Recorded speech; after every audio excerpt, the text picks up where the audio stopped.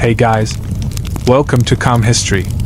Tonight we slip back in time to a place where the roofs drip smoke, the floors are straw, and your life expectancy drops just by sneezing too loud. Welcome to a medieval village, where comfort is a myth and modern medicine hasn't been invented yet. Now imagine navigating all that while pregnant. Hey, if you're enjoying these stories, I'd really appreciate a like or subscribe. I'm curious where you're listening from, so drop a comment with your location and what time it is there. Now find a cozy spot. Take a slow, deep breath, and let your body sink into comfort as we journey back in time together. Congratulations. You wake in a one-room hut, your back sore from the lumpy straw mattress, and a dull ache throbbing behind your eyes. It's not even dawn yet, but the smoke from last night's fire is still hanging thick in the air like the ghost of bad decisions. Your stomach turns violently. It's morning sickness, again, and you know exactly what's coming. You shuffle toward the open doorway, not because you think it'll help, but because the idea of vomiting in last week's ashes is too depressing, even for you.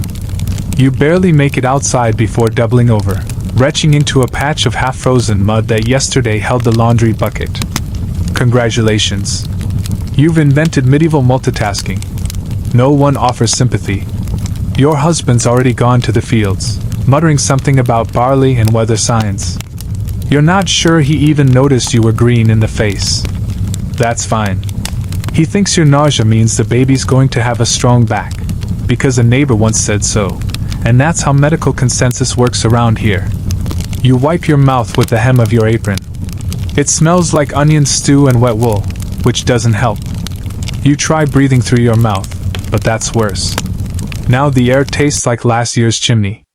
Your first task of the day is to feed the animals, 3 half-starved chickens, 1 goat with an attitude problem, and the piglet that might become dinner, unless it dies first. The goat butts you gently in the thigh, which is its version of affection. You stagger backward and briefly consider crying. Instead, you just sit on a stump and wait for the nausea to pass. There's no such thing as bed rest here. If you can walk, you can work. If you can't walk, someone will tell the priest to pray harder.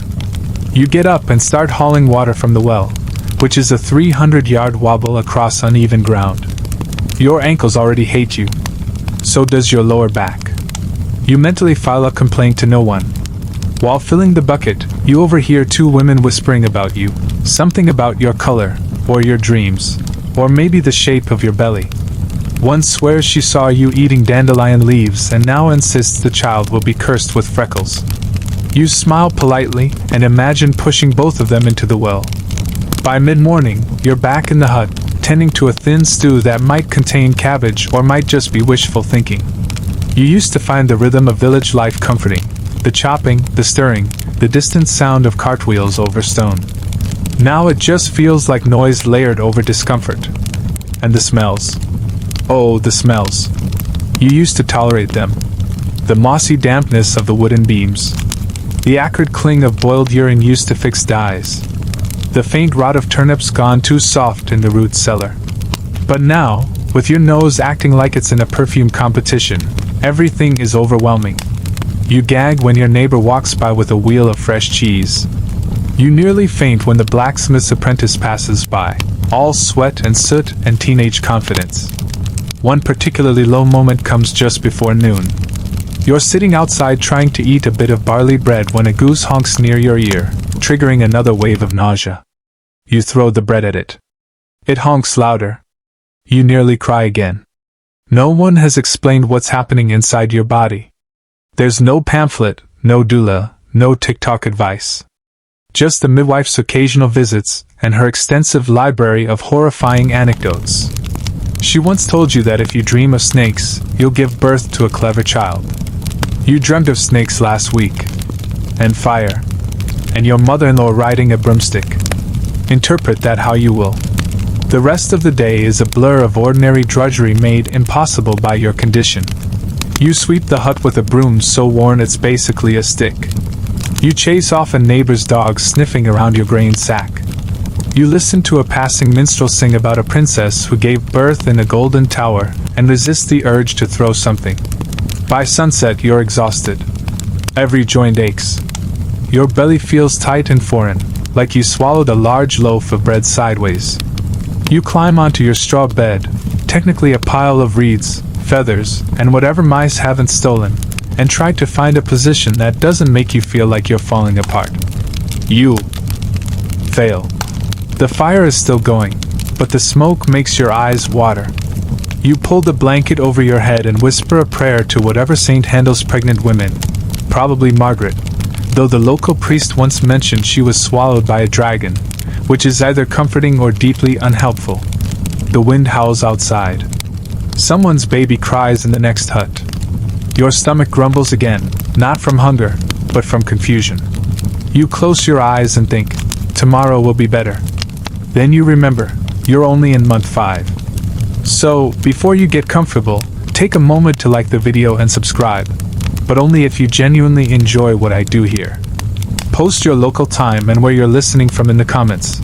I love seeing our sleepy little village grow. Now dim the lights, maybe turn on a fan for that soft background hum, and let's ease into tonight's journey together. You wake to a craving so specific, so bizarre, it almost makes you laugh out loud, until you remember there's no such thing as laughing out loud before dawn in a medieval village. People will think you're possessed. So instead, you whisper it to yourself, pickled eels dipped in honey. It's not even the weirdest craving you've had this week. Yesterday, you would have traded your last pair of wool stockings for a handful of fresh mint and a spoonful of ash. The day before? Boiled turnips and charcoal. No one around you understands. Or worse, they do, and think your cravings are omens. The midwife drops by around breakfast, as if summoned by your stomach. She limps in like a witch in a fable, one eye squinting against the light, smelling faintly of goose fat and wet herbs. She inspects you without asking, declares that your humors are misaligned, and prescribes a dose of boiled comfort leaves mixed with dried sheep dung. You stare at her, wondering if it's a test. When you hesitate, she reminds you, again, that your cravings are likely signs from your unborn child's soul trying to speak through your body. According to her, if you crave sweet things, the baby will have a gentle nature. If you crave sour things, they'll be stubborn. If you crave anything that grows underground, they're cursed. That part seems inconvenient, agriculturally speaking. You attempt to ask if this has any basis in observation. She swats your question away with a crooked finger and warns you not to look at mirrors before noon or your baby will be born cross-eyed. Noted. You try to explain your eel fantasy to your husband that evening. He nods politely, then immediately carves himself a chunk of dried venison and offers you some as if it's equivalent. You chew it in silent resignation, but it tastes like guilt and old leather. The women of the village are no better. One insists that cravings mean you're growing a boy, because boys are greedy from the womb, obviously. Another tells you to eat only white foods, because color can leak into the child's essence. You ask what counts as white. She says, onion skins and flour. Not onions. Just the skins. This is where you learn that medieval prenatal care is mostly just a patchwork quilt of folklore, half-remembered Latin, and deeply personal superstitions. Your neighbor swears that placing a loaf of barley bread on your belly will tell you the baby's gender. If the dog eats it, it's a girl. If the cat licks it, it's a boy. If either touches it, you might be cursed. Or barren. Or both. Someone offers you a pregnancy charm, a small pouch of herbs tied with red thread, to be worn around your neck until the baby kicks. It smells like dried moss and sheep barn, and it gives you a rash. You keep it anyway. Can't hurt, right? Historians still argue whether these rituals brought comfort or control. Some say they gave peasant women a sense of agency in a world where they had none. Others argue it was just another form of social pressure wrapped in dried time and anxiety. That evening, as the sun dips below the hills, you sit near the fire and stare into the flames. Your belly shifts, a ripple just beneath the skin. The baby's moving. It feels like bubbles at first, then like a fish turning in a shallow pond. Your breath catches. Not because you're scared, but because it's the first moment today that feels like a secret between just the two of you. The craving, the discomfort, the nonsense herbs. all of it fades for a second. It's just you and this tiny creature tumbling inside, like a pebble dropped in a quiet stream. You tell no one. You wrap your cloak tighter, sip from your mug of warm barley water, and let the fire crackle its lullaby while your insides stir with something wild and new. Then the goat kicks down the firewood pile outside and you're instantly annoyed again. Still pregnant. Still stuck. Still craving pickled eels. You hear her before you see her. The midwife. Her laugh scrapes through the morning mist like someone dragging a rake through dry reeds. It's not unkind, just unnerving. Like a crow that's lived too long and knows too much. She appears outside your cottage just as you're trying to pretend your breakfast of weak barley porridge is satisfying. One look at her, and you forget the taste entirely. There she is, wrapped in a patchwork shawl, her hair in an ancient braid that might have housed a beetle or two. She waves, and a toothless grin spreads across her face like a slowly breaking spell. "You're glowing," she says, leaning in close. Or maybe it's just the fireplace soot. Then she cackles again and elbows you in the ribs. Her name is Annis, though most folks just call her her. As in, has she been by yet? Or, don't eat the soup if she made it. She's delivered more babies than anyone in the Shire, and she's outlived 3 husbands and at least 1 suspected plague. Her fingers are gnarled like tree roots, her voice sounds like she smokes pine bark, and she walks like she's waging a slow war with gravity. She also smells like garlic, damp wool, and some unidentifiable herb that might be parsley or might be trouble. She doesn't ask how you're feeling, she tells you. You've been sleeping poorly. You're having vivid dreams. Your back hurts.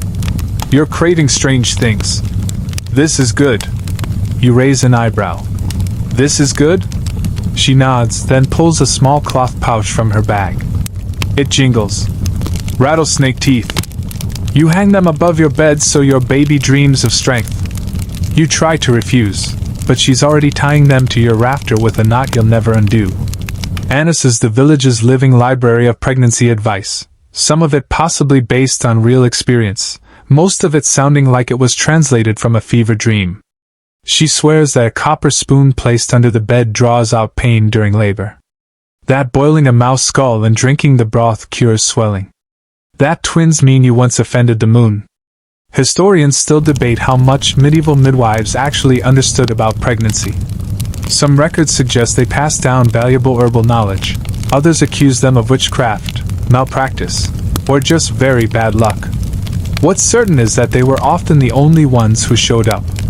You tried to be grateful. She brought you something else this time, a flat stone etched with lines. For balance, she says. Tuck it in your bodice when the baby kicks too hard. You wonder briefly if she's messing with you, but her face is deadly serious. You do as you're told. She also gives you a recipe for birthing cake, a dense slab made of rye flour, honey, eggs, if you're lucky, and dried mugwort. You try a piece. It's somewhere between chewy and tragic. She beams with pride.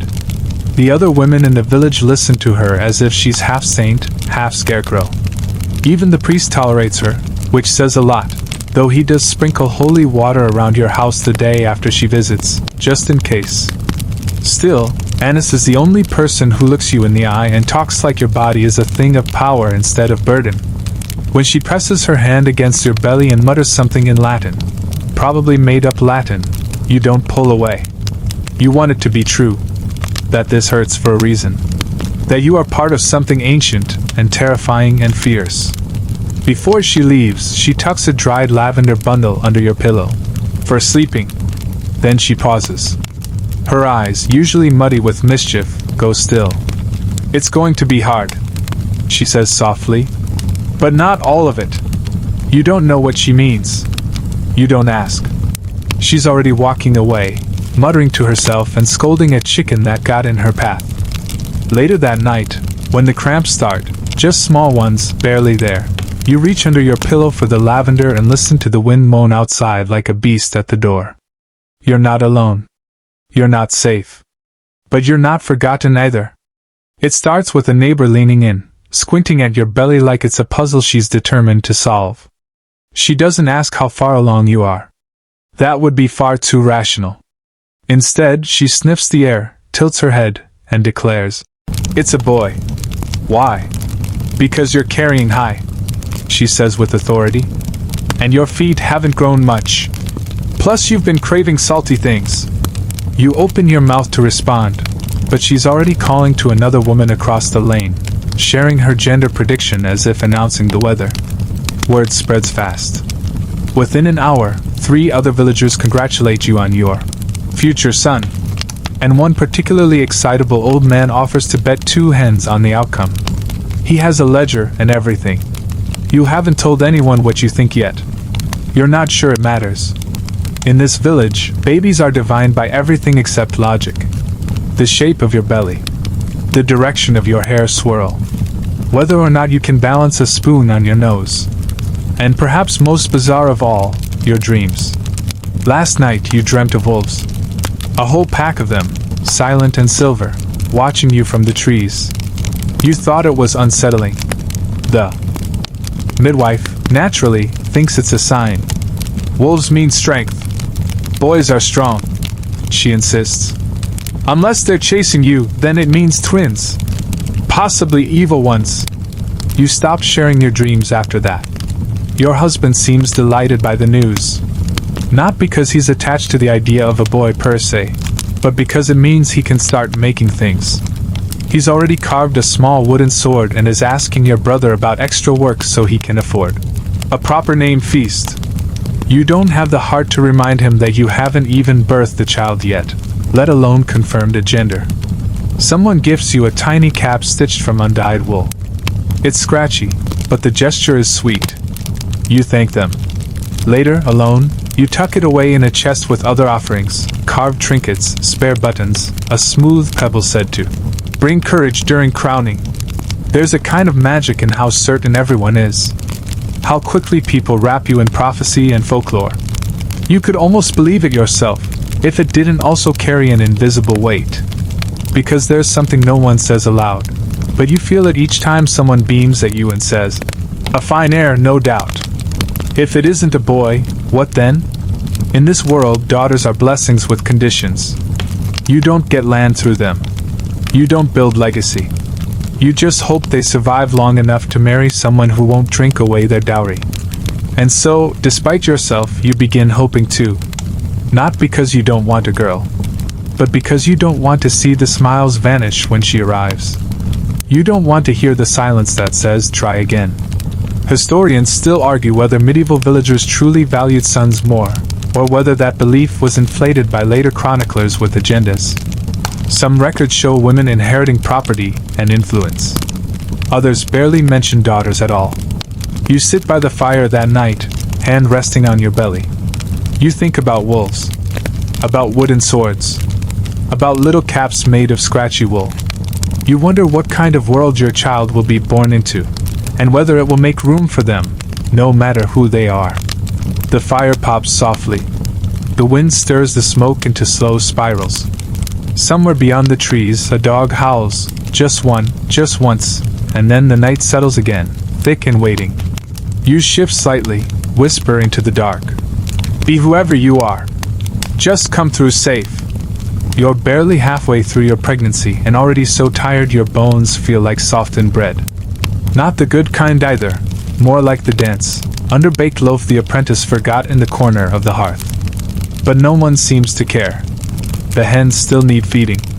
The hearth still needs stoking. The laundry still needs beating against the river rocks until your hands sting and your belly protests with every bend. And heaven help you if you mention any of it aloud. Because somehow, in the grand wisdom of the village, being with child is not a reason to rest. It's just one more thing you do while also doing everything else. Your neighbor Breda once gave birth in the middle of sowing season and was back in the fields before the cord even dried. People still talk about it with admiration, as if stamina were a moral virtue and pain meant you were doing it right. You want to scream, but instead you keep moving. Today, your task is to collect nettles for dyeing. You trudge out toward the hedgerow, belly forward, basket in hand, and boots that were never designed for swollen feet. By the time you reach the patch, your ankles feel like they've been filled with wet sand, and you're pretty sure one toe is staging a quiet rebellion. You reach down to cut the nettles and feel a twinge. Not panic-inducing. Just sharp. Deep.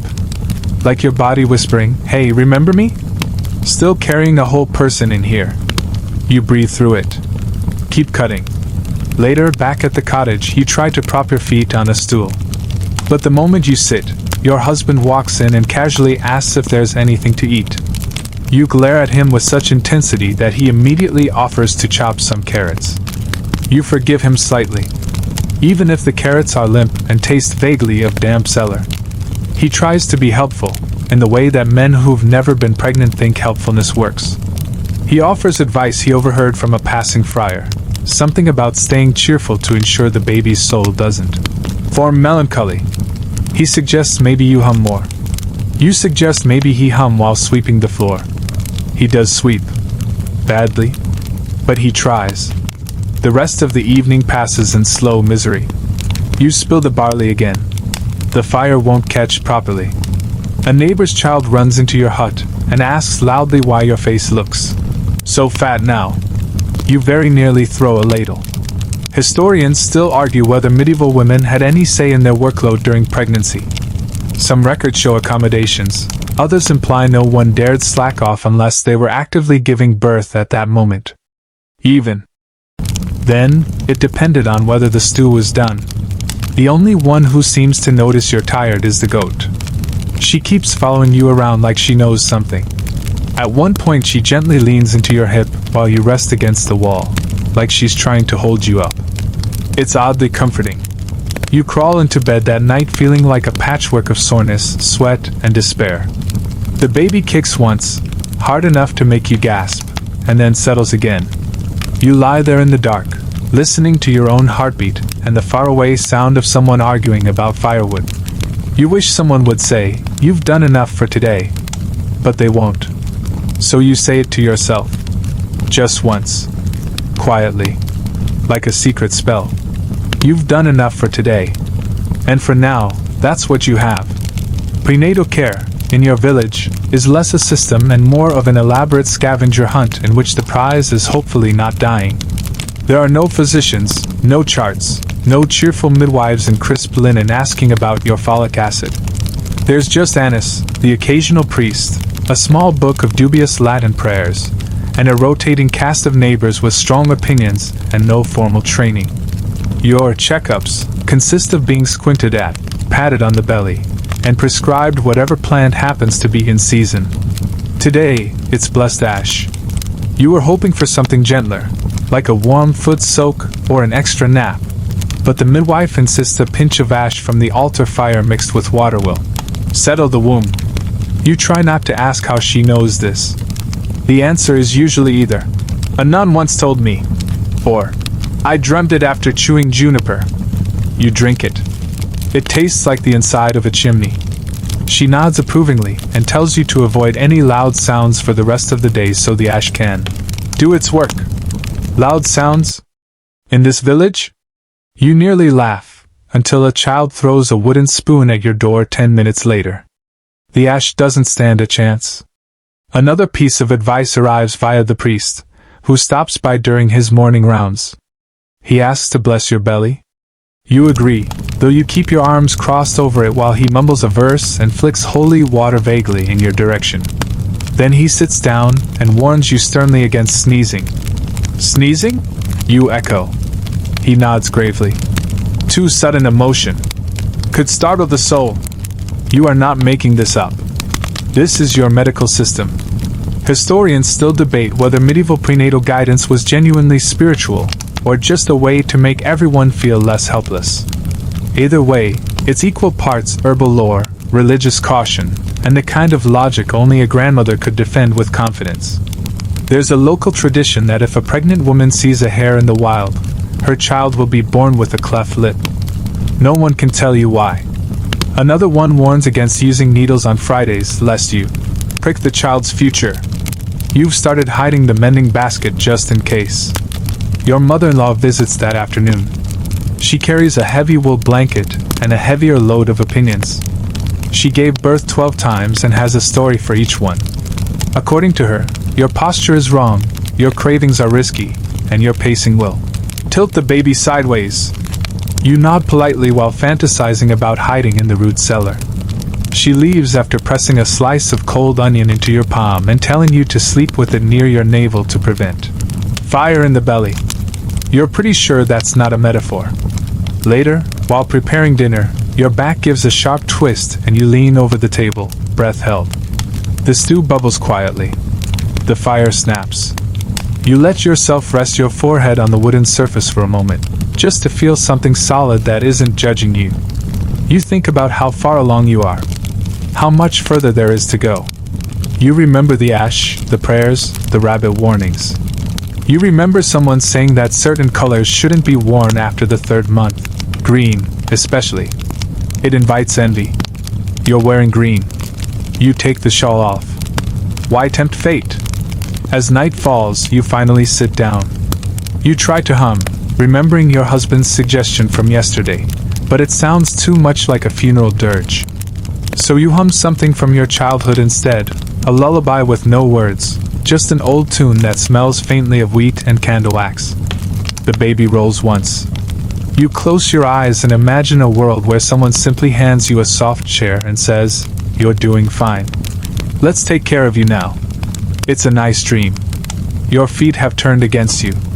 By the time the sun crests the edge of the thatch rooftops, your ankles are already puffed like overworked bread dough, your toes unrecognizable little lumps poking out from the end of shoes that no longer fit.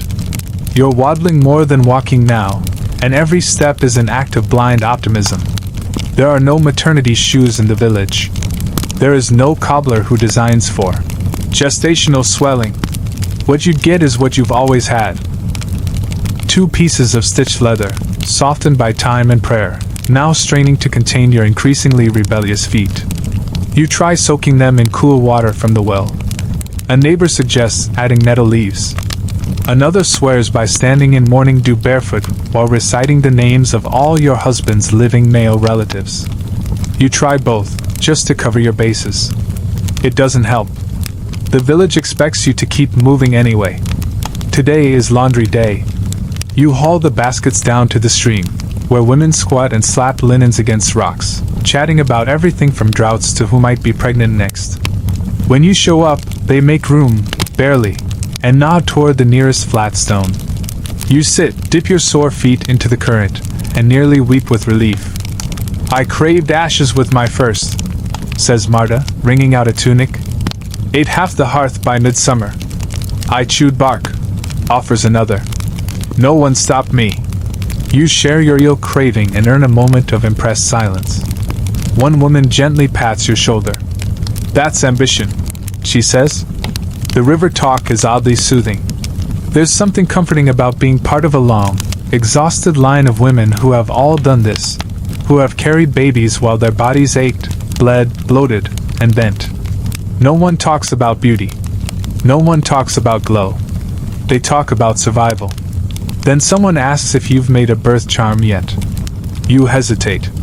One woman already gave you a pouch of dried thistle, and Annis insisted on her rattlesnake teeth.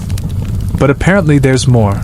A thread of sheep's wool knotted with the names of your grandmothers, a copper coin rubbed on your belly during the waxing moon, or a feather tied to your bedpost from the first hen that laid an egg the morning you felt the baby move. You're beginning to suspect no one has ever done all these things. But if something goes wrong, someone will remember what you forgot, and blame that. Historians still debate whether these rituals were superstition or a kind of grassroots medicine. Maybe both. Maybe either. Maybe they were just women's way of controlling the uncontrollable in a world where outcomes often depended on luck, weather, and which saint you forgot to light a candle for. You get back home just before rain. Your feet are screaming. You collapse onto the straw mattress and prop them up on a stool, wrapping them in damp cloth. You whisper gratitude to the stream, to the women, to anyone listening. Your husband walks in, sees your feet, and visibly winces. "Want me to rub them?" You blink. "Really?" He shrugs. "I heard it helps." You nod slowly. and for the first time in days, you feel like something might help after all. His hands are rough, and he doesn't really know what he's doing. But it's enough. You let your eyes close. The rain starts to tap on the thatch above, slow and steady. You can still feel the ache. But now it has company. It starts with a knock that's not a knock, more like a wooden rattle against your door, followed by the unmistakable scent of herbs that have been drying in someone's attic since last autumn. You know who it is before you open it. Anna stands there, wrapped in an extra shawl and holding what looks like a clay cup and a scrap of old linen tied with twine. Her expression is somewhere between cheerful and grave. "Time for your tonic," she says, like she's announcing the next act of a slightly cursed puppet show. You let her in. She settles beside the fire without being invited, places the cup on the hearthstone, and begins to stir its contents with a twig. You watch in quiet horror as small flakes of something, possibly dried wormwood, possibly moths, float to the surface. "Drink it while it's warm," she advises. "It's good for the womb and the liver. Clears out bad thoughts too, if you have any of those." She grins with too many gums and none of the intended reassurance. You take the cup. You sip. It tastes like soggy hay and ale that's lost a bar fight. You suppress a cough, then immediately gag. Annis claps once in triumph. "That means it's working!" You ask, somewhat warily, "What's in it?" She begins listing ingredients, some familiar, mugwort, sage, something she calls sweet root, and others less so. "You put what in this?" you ask. "Boiled owl feather," she replies proudly. "Just the tip. For balance. Also a hint of bark from the elder tree near the crossroads. Powerful stuff. The kind that listens." You are increasingly convinced that half of this is invented on the spot. Still, you drink the rest, if only because she's watching, and because declining a midwife's brew is considered bad luck until at least 2 harvests have passed. As she packs her bundle, she offers another pearl of wisdom. "Avoid spinning this week. Your threads are tangled with the child's fate now. You weren't planning on spinning anyway. Your back can barely handle standing upright. But now that she's said it, you feel guilty just thinking about the distaff." Later that day, another neighbor offers her own remedy. A poultice of mashed apple and lard, wrapped in dock leaves and pressed against your lower back. You try it out of curiosity. It slides off almost immediately and attracts the interest of a very bold chicken. There's no shortage of advice. One woman tells you to sleep facing east. Another says burying a copper coin under your hearthstone will prevent night terrors. A third insists that burning dry plum leaves will make the baby grow strong lungs. But only if you chant during the smoke. You try it. You don't chant. Historians still argue whether medieval women believed in the power of these remedies or just followed them out of fear.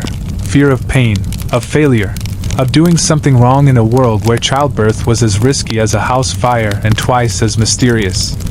And yet, something in you wants to believe that the mugwort might help, that the smoke might comfort, that the owl feather, ridiculous as it sounds, carries a whisper of something ancient and protective.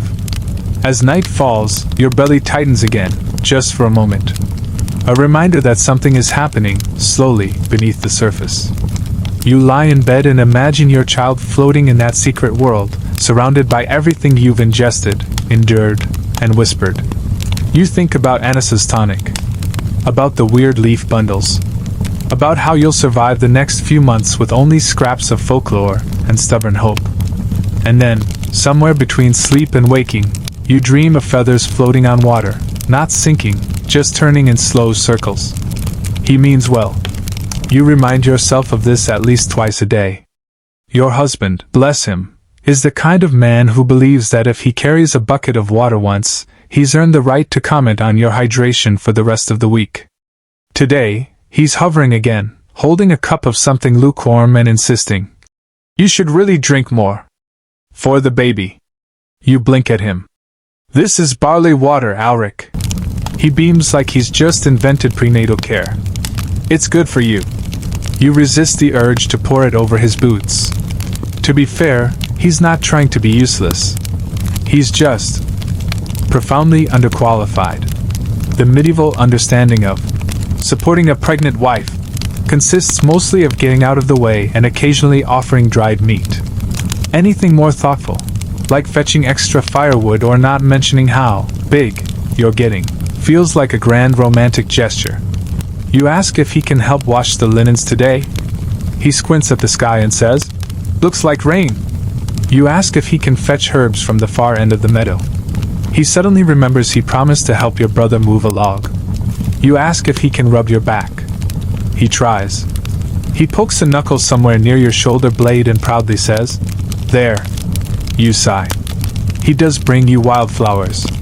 They're crushed and slightly damp, but still sweet-smelling. He ties them with a bit of twine and sets them next to your seat by the fire. You don't say it, but it helps. Not physically, your feet are still the size of cabbages, but emotionally, a little. That night he asks how you're sleeping. You mention the cramping, the dreams, the baby's constant acrobatics. He nods solemnly and says, "My back's been hurting too."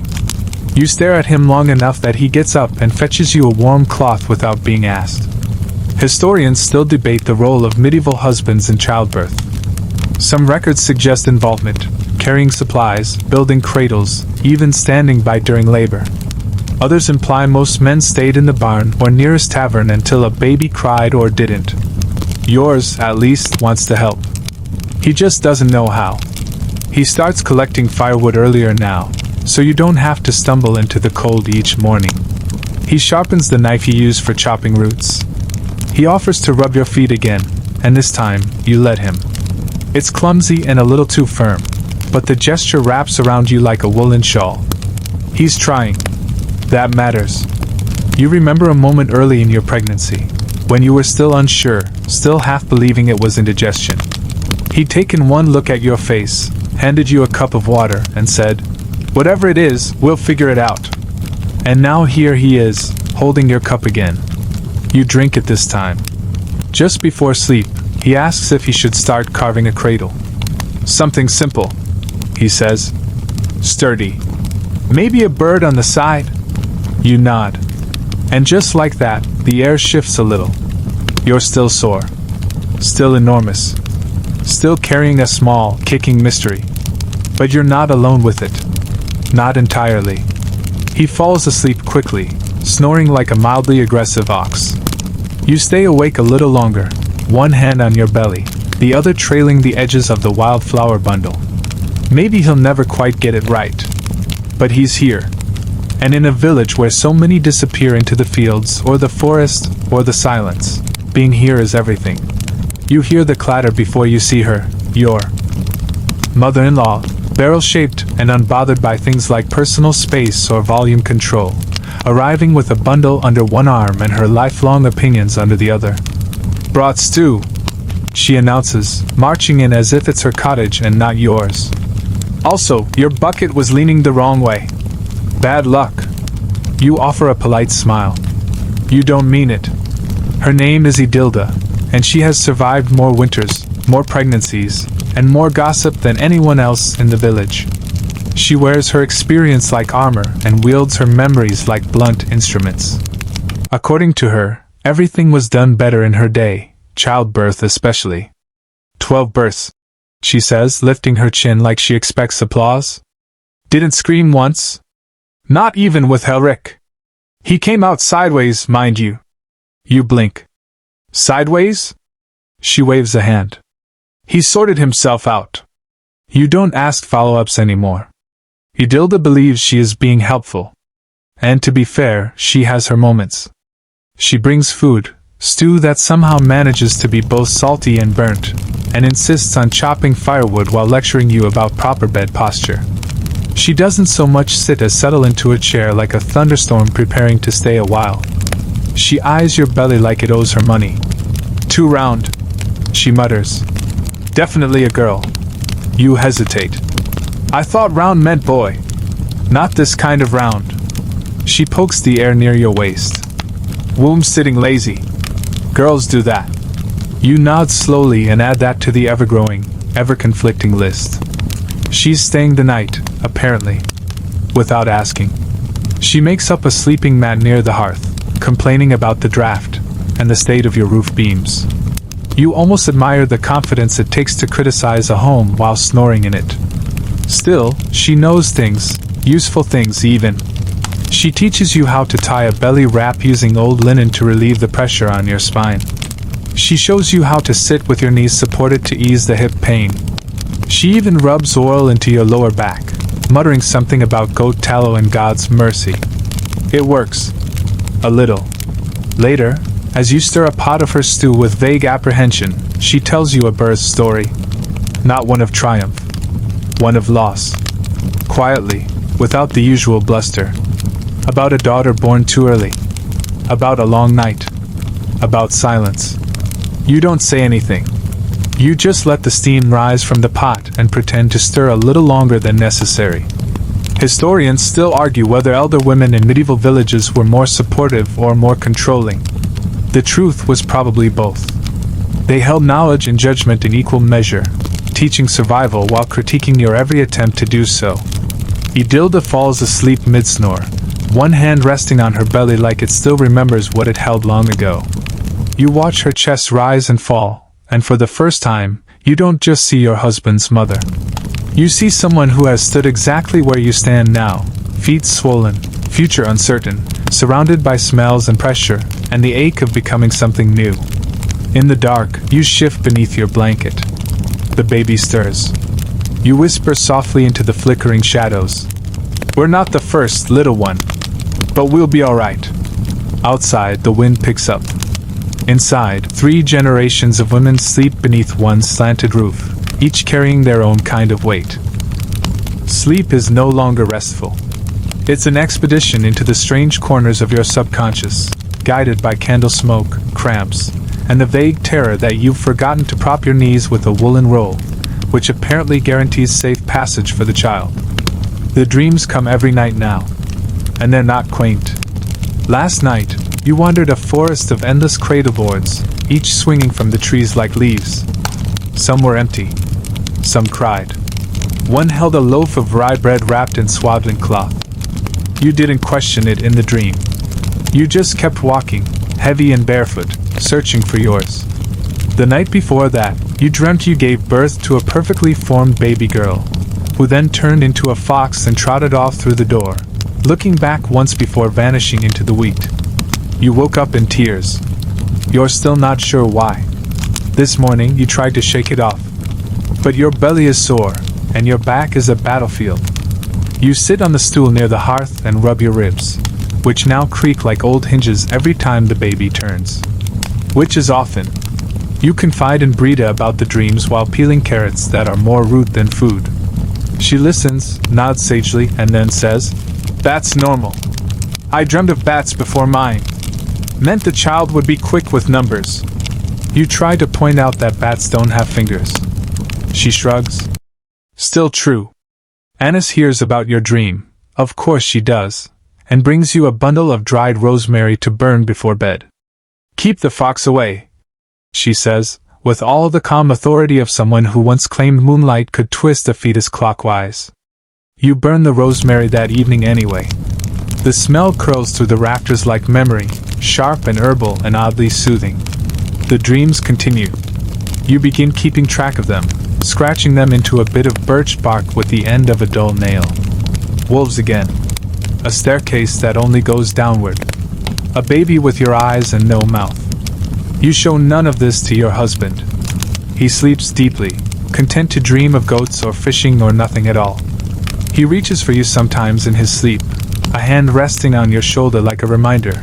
You're not alone, even if your mind walks places he can't follow. Historians still argue whether pregnancy dreams were taken seriously or simply humored. Some medieval texts insist dreams were divine messages, particularly for women, in a state of transition. Others chalk them up to bad digestion or sleeping too close to a drafty wall. You're not sure what to believe. But you know that when you wake, heart pounding, hand on your belly, you always check the hearth. Check the door. Check that the world is still holding steady around you.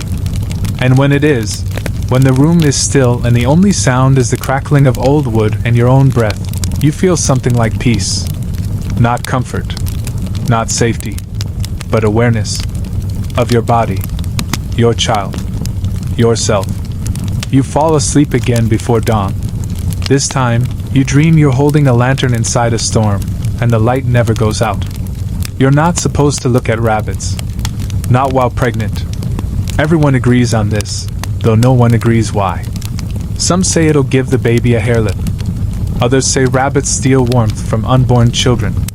One woman claims it's just bad luck that they're moon-touched and shouldn't be watched while your own belly is full.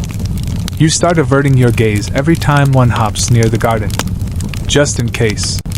This is just one of many superstitions. You also can't touch iron with your bare hands during the waxing moon, or so after sundown unless the candle is made of beeswax. Crying near geese is out of the question. Supposedly it confuses the baby's soul and gives them webbed toes. You once asked where that one came from. The answer was a shrug and, "It happened to a cousin." The list of things you must do is just as long. Tuck a sprig of thyme under your mattress. Never eat 2 eggs from the same hen. Kiss your palm before you eat pickled cabbage. That one might be a joke, but no one's laughing. You try to keep track, but it's exhausting. It's like living inside a riddle, one where you're the answer, but no one remembers the question. Your husband rolls his eyes when you tell him. "People will say anything," he mutters, splitting firewood with a little more force than usual. Next they'll say your belly shape predicts the weather. You don't tell him someone already did. It's supposed to mean a warm spring. Still, the fear sticks.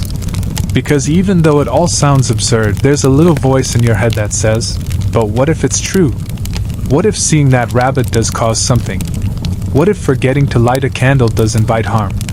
Historians still argue whether these customs empowered women or just controlled them.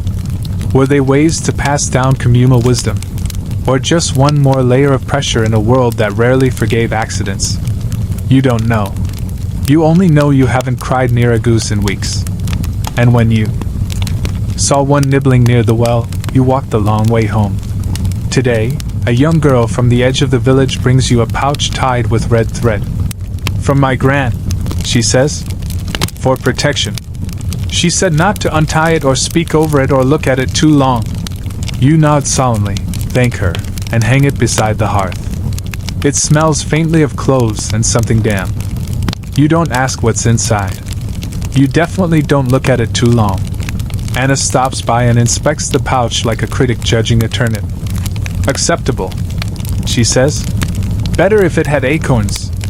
You offer her some stew. She declines. "Don't eat stew in a month with an R in it," she says, and leaves before you can point out that's most months. The sun sets behind the hills in streaks of smoky gold. You sit in the doorway, shawl around your shoulders, belly heavy in your lap. A rabbit hops through the garden path. You turn your head and close your eyes. Just in case.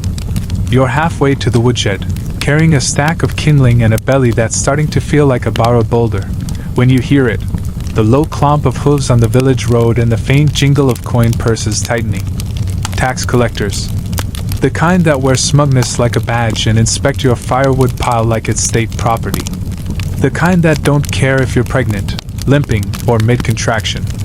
If you breathe, you can be taxed. If you don't breathe, they'll tax your family for the privilege of burying you. You freeze. There's no official rule that says you have to hide when they arrive. But everyone does it anyway, especially the women. Especially the ones who look too fragile, too tired, or too likely to say something unflattering about the crown's obsession with barley. So you duck behind the haystack. Yes, with your belly. Yes, while out of breath. Yes, feeling ridiculous.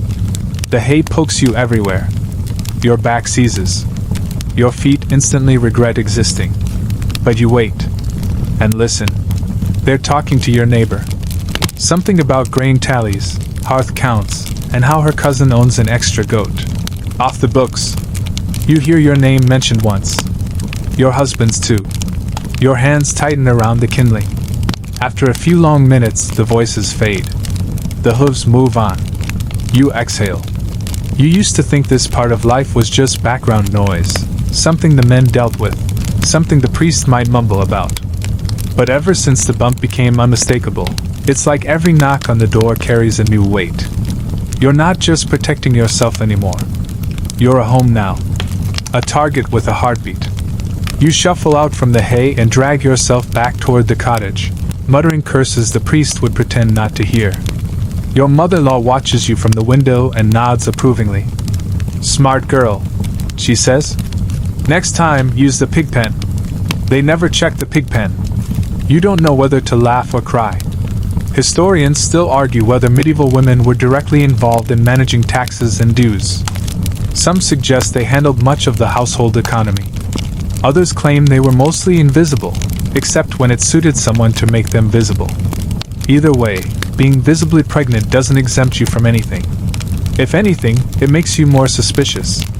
They see your swelling belly and think of more mouths, more future claims to land, more problems for them. Even when you're trying to grow a person, someone's watching your stack of turnips. You sit by the fire that evening, still dusty from your haystack hiding spot, feet up on a stool, back aching like an old beam in a winter storm. Your husband walks in and sees your face. Again? You nod. He doesn't say much. Just sets down his tools, walks back out into the dusk, and stacks the firewood higher against the wall, like he's building a barrier between you and whatever's coming next. You love him a little more for that. The wind howls through the village that night, tugging at shutters, stirring ash from the hearth. You pull your blanket higher, hand on your belly, and whisper something quiet into the folds of wool. We're still here.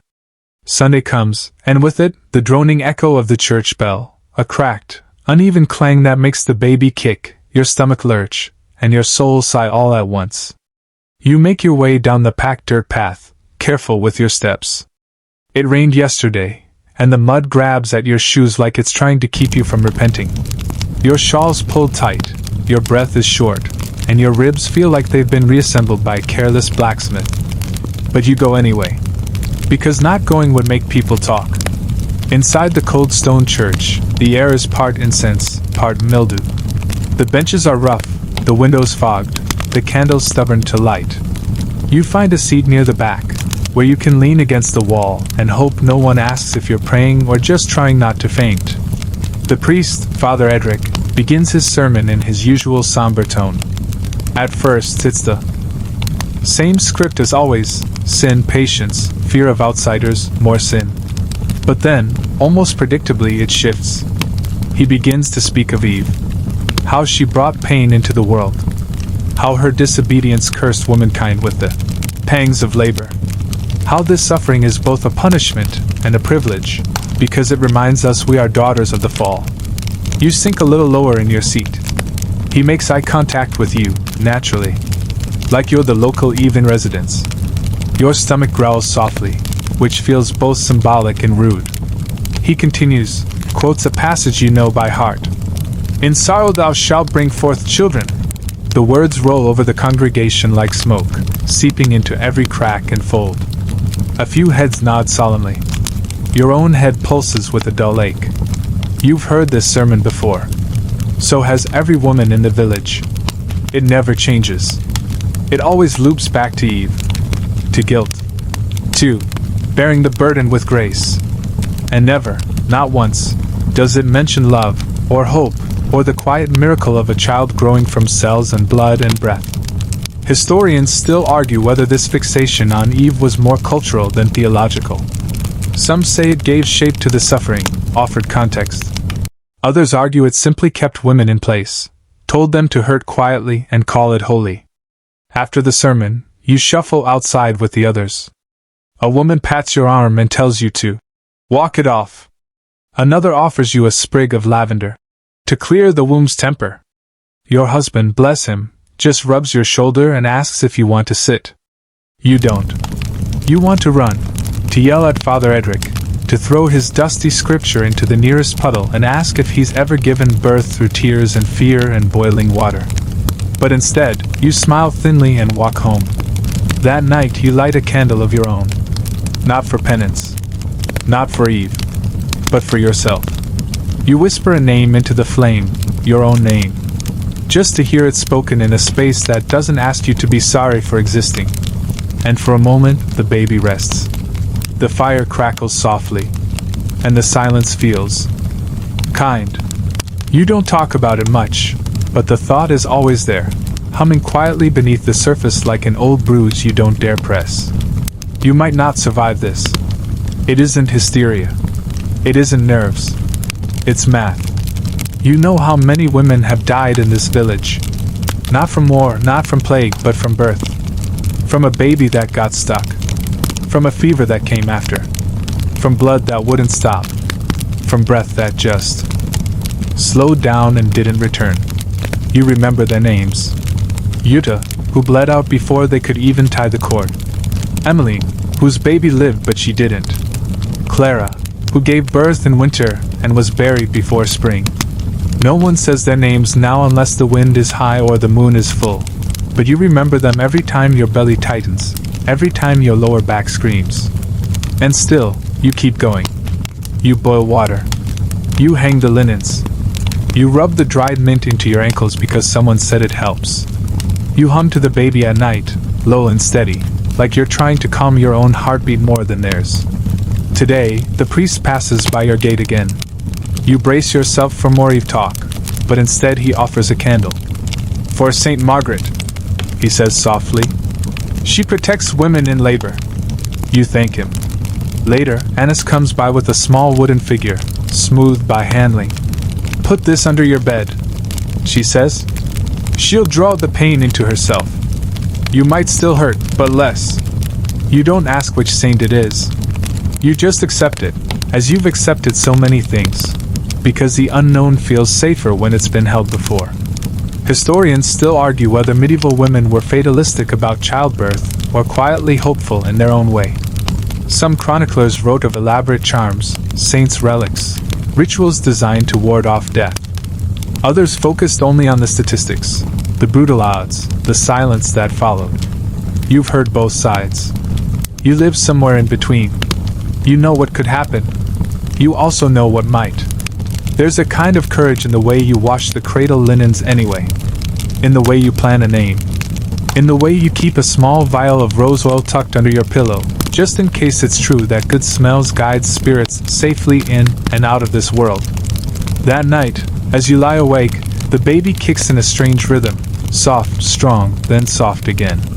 You press your palm gently to your belly and murmur, I know. I'm scared too. You listen to your own voice in the dark. It doesn't tremble. It's just human, honest. Like a prayer that doesn't ask for anything except maybe, please let there be more days. You fall asleep facing the window, eyes half open, watching the stars do their silent work overhead. The candle flickers. Somewhere in the night, a cow lowing breaks the silence, and you're grateful for the sound. It means something is alive. When the day comes, whenever it does, there will be no hospital, no birthing. Sweet. No pillow under your knees or soft music in the background. There will be a stool, a bucket, a few strips of linen, and gravity. That's about it. The birthing stool sits in the corner of Annis's cottage, and today she makes you try it.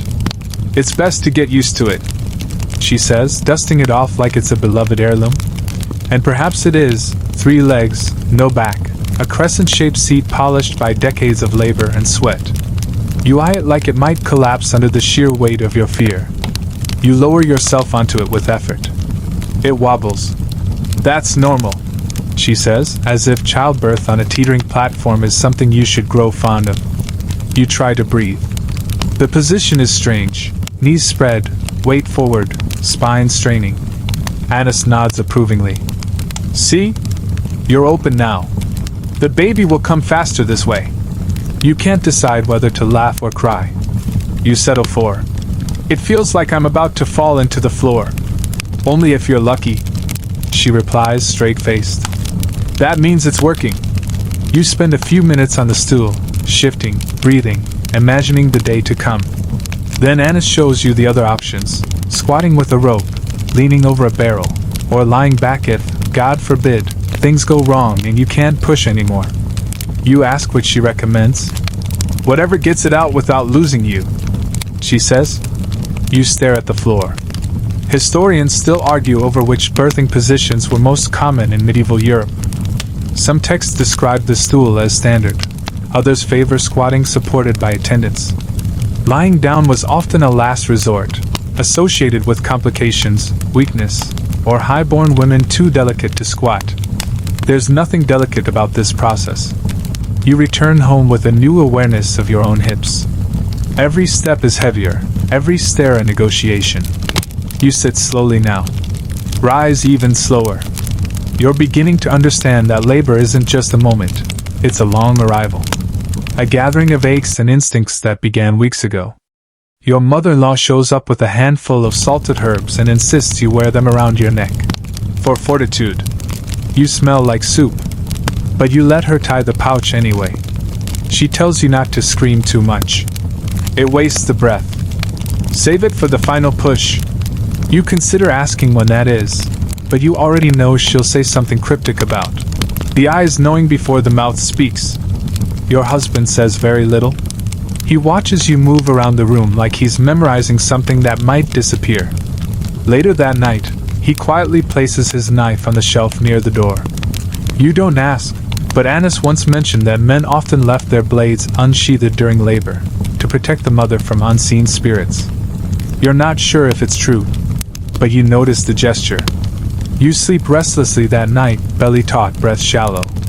In the dream, you're on the stool again, but this time surrounded by women, humming low and steady. No faces. Just voices. Hands pressing your shoulders. Warmth, not fear. You wake at dawn. The birds are louder. Your back aches in a new way. And the stool waits in the corner of your mind quietly. The first sound is the hiss of water boiling over. The second is a goose losing its mind. It's happening. Not the full thing, not yet, but the beginning. The stage where everything tightens and clenches and you try to convince yourself it's just cramps. Just the stew. Just too much walking. But you know. Somewhere deep in your spine, in the roots of your teeth, you know. You pause mid-step, one hand on the table, the other cradling your belly. The sensation passes. But not fully. It lingers like a warning bell that's just been struck. You hear the neighbor's goose squawk again, loud and insistent, and you want to yell out the window, you're not helping. Your husband rushes in a minute later, breathless. The midwife's coming, he says, not even asking, just stating, like the sky is blue or your firewood is low. You nod. It's all you can manage. The room transforms quickly. Water is set to boil, not because anyone knows why, but because it's what's always done. The hearth is stoked. Linens are hung over the rafters to warm. A stool is moved beside the fire. The good candles are lit. Annis arrives like a thunderstorm in boots, her sleeves already rolled, her hair already tied. She surveys the room like a general inspecting the battlefield. Not yet, she says after pressing a hand to your belly. But soon. First things first, where's the knife? Your husband produces it wordlessly and sets it by the door. She nods, satisfied. Spirits don't like steel. You're too focused on your body to roll your eyes. Another pang. This one sharper. Your breath catches in your throat, and Annis is already there, guiding you to sit, murmuring something in a tongue older than the village itself. She smells like clove and garlic and something sour, but her hands are steady, and her voice is low and firm. Your mother-in-law appears, of course, like a summoned spirit. She pulls your hair back and ties it gently with a ribbon. Keep it out of your face, she says. You'll sweat like a pig in a thunder bath. You don't ask what a thunder bath is. The room grows hot, then cold, then hot again. The baby shifts like it knows something's begun. The stew boils over on the hearth, and no one bothers with it. It hisses onto the stone in angry splatters. A dog howls from somewhere beyond the lane. Someone outside starts singing to calm their goats. Inside, it's you, the stool, and the slow rhythm of your body doing something ancient and terrifying. Historians still argue whether boiling water served any real purpose during labor. Some say it was for sterilizing cloths or tools. Others think it simply gave nervous fathers something to do, something that felt useful in a situation where they were powerless. You grip the sides of the stool. Another wave. Stronger. Annis counts under her breath. Your mother-in-law fans your face with a scrap of linen. The door is barred. The world narrows. You realize, through the haze, that labor doesn't start when the pain begins. It starts when you let go of the idea that you can control any of it. You lean into the next breath. You remember the stool. The boiling water. The useless screaming goose. You find something like focus in the mess. The storm has started. You are the storm now. The room changes. Not physically. Its walls are the same rough timber. The fire still flickers. But something in the air has shifted. The way people move, the way they speak, even the way they look at you. It's all different now.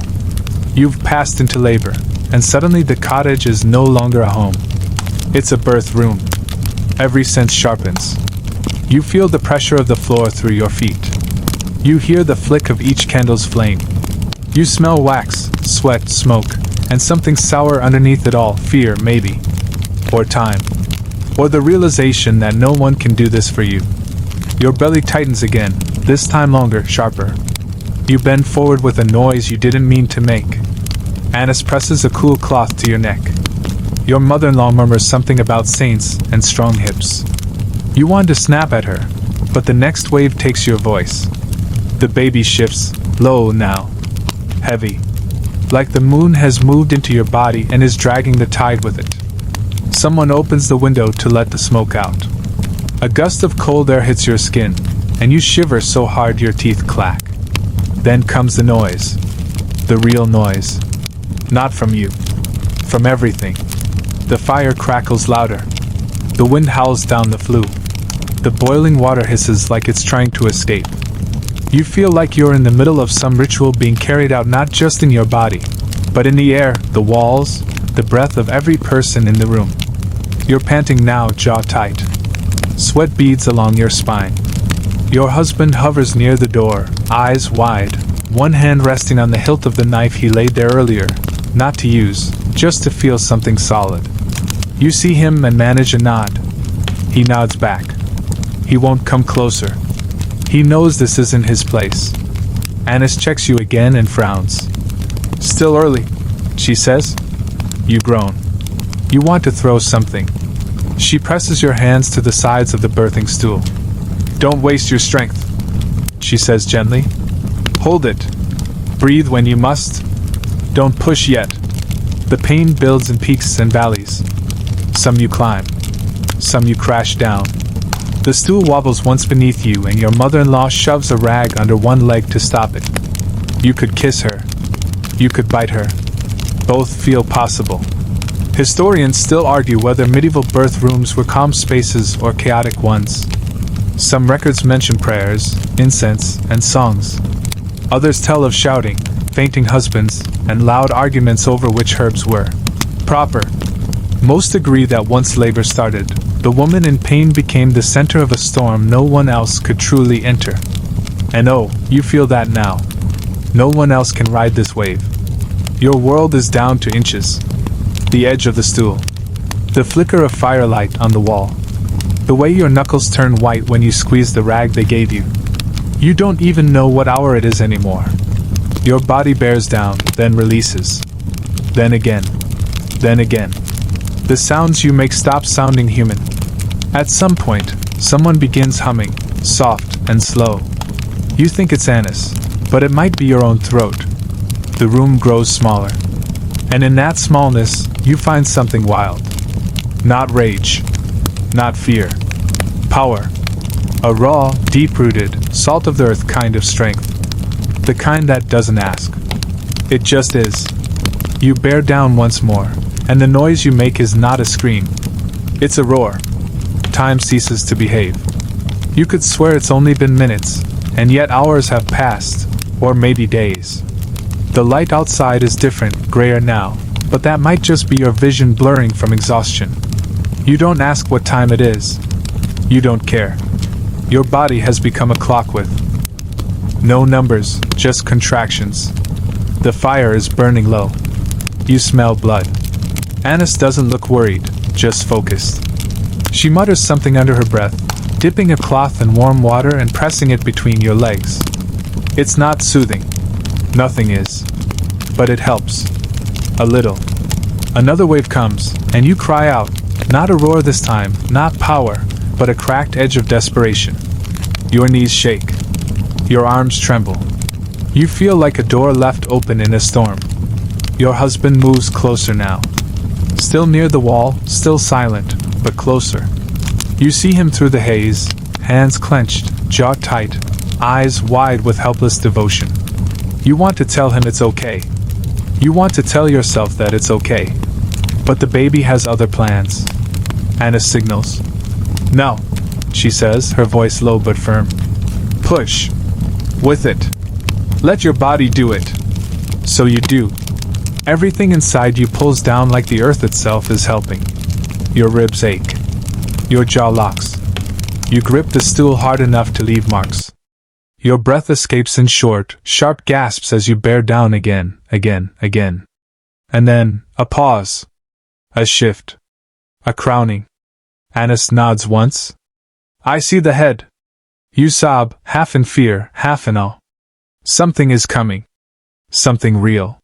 Your mother-in-law is behind you now, one hand bracing your back, whispering strange, gentle things in your ear. Not advice. Not warnings.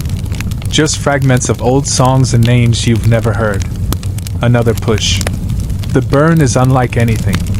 Fire, stretching, fullness, a ring of pain that makes your spine twist and your throat crack. And then, slickness. Movement. A sudden, terrifying relief. The baby is out. Not all of it. Just the head. Annis works quickly, murmuring to herself, fingers sure and steady. One more. Just one. You take the breath of your life. And then you push. The rest of the child slips free in a rush. Fluid, heat, noise. The kind of noise that silences a room. Crying. Yours. Theirs. Maybe everyone's. Annis lifts the baby gently. You can't see much through your tears, through the spinning light and the roar of blood in your ears. But you hear it, that unmistakable, wet, furious cry. The room exhales with you. It's a girl, Annis says softly. No one says anything right away. Then your husband laughs, strangled, astonished, tender. You've never heard that sound from him before. It's like the first break of dawn after a long winter. He reaches out, touches your shoulder, leans in, eyes full of salt and wonder. She's here, he says. You did it. You nod, too tired to speak, too overwhelmed to weep. Annis places the baby on your chest. She's red, wrinkled, beautiful. Tiny fists curled. Legs kicking. And lungs, my God, the lungs. You stare at her. She blinks, frowns, screams again. She is alive. You both are. Historians still argue whether medieval birth was mostly trauma or miracle. The answer, like always, is both. Blood and breath. Fear and awe. Screaming geese and candlelight. And now this. Your baby curls into your chest, quiet now, listening to the heartbeat she came from. You close your eyes. You made it. The moment stretches. She lies on your chest like something half-remembered, all warmth and weight and newness. Her cheek sticks to your skin. Her tiny fists press into the edge of your collarbone. Her hair, just a trace of it, is damp and wild like she's been born from seafoam. You try to memorize everything. Her smell, earthy, raw, a little like milk and fire. The way she breathes, hiccuping slightly like she's surprised to be here. The sound of her cry, now just a whisper, still catching in her throat. Your husband's hand trembles as he touches the crown of her head. She's so small. You nod. Or maybe you just breathe. Annis works quietly below, tending to the business no one wants to talk about. The afterbirth. The cord. The blood. So much blood. But she's done this before. She hums something under her breath, an old tune that sounds like a blessing and a warning all at once. You feel it when the cord is cut. A strange sensation. Not painful, just final. as if some invisible tether between the before and after has been released. Then Annis wraps the cord in linen and places it in a clay pot beside the hearth. "To bury," she says. "Keep the spirits quiet. You don't ask what happens if someone forgets." Your mother-in-law returns with warm linen, freshly boiled and smelling of mint and smoke. She takes the baby carefully, wraps her tight, and hands her to your husband. And he just stares. This man who has fought off wolves, hauled timber, stared down tax collectors. He looks completely undone by 7 pounds of red-faced perfection. He cradles her like she might evaporate. "She's got your mouth," he says. "She's got your stubbornness," you reply, your voice raw. Outside, someone calls out a blessing. Word travels fast. You hear feet crunching on frost. A dog barks. A rooster answers, confused by the commotion. The village knows. But in here, it's just the three of you now. Historians still argue whether newborns were immediately named in medieval villages or if families waited. Some waited days. Some weeks. Some gave nicknames first, something easy to part with, in case the baby didn't stay. You don't have a name yet. Not one you've spoken aloud.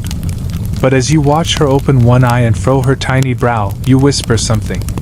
Not to be heard. Just to feel it on your tongue. She is real. And you are still here. Annis brings you a cup of warm broth. You drink it slowly. The first thing that's tasted like anything in days. Salt. Fat. Life. It fills the hollow places. Then comes the shaking. Your body, now emptied, doesn't know what to do with itself. You tremble under the blankets, teeth chattering. Your husband pulls the stool closer and wraps himself around you, the baby nestled between. Your mother-in-law takes the bloodied cloths away without a word. She's already cleaning.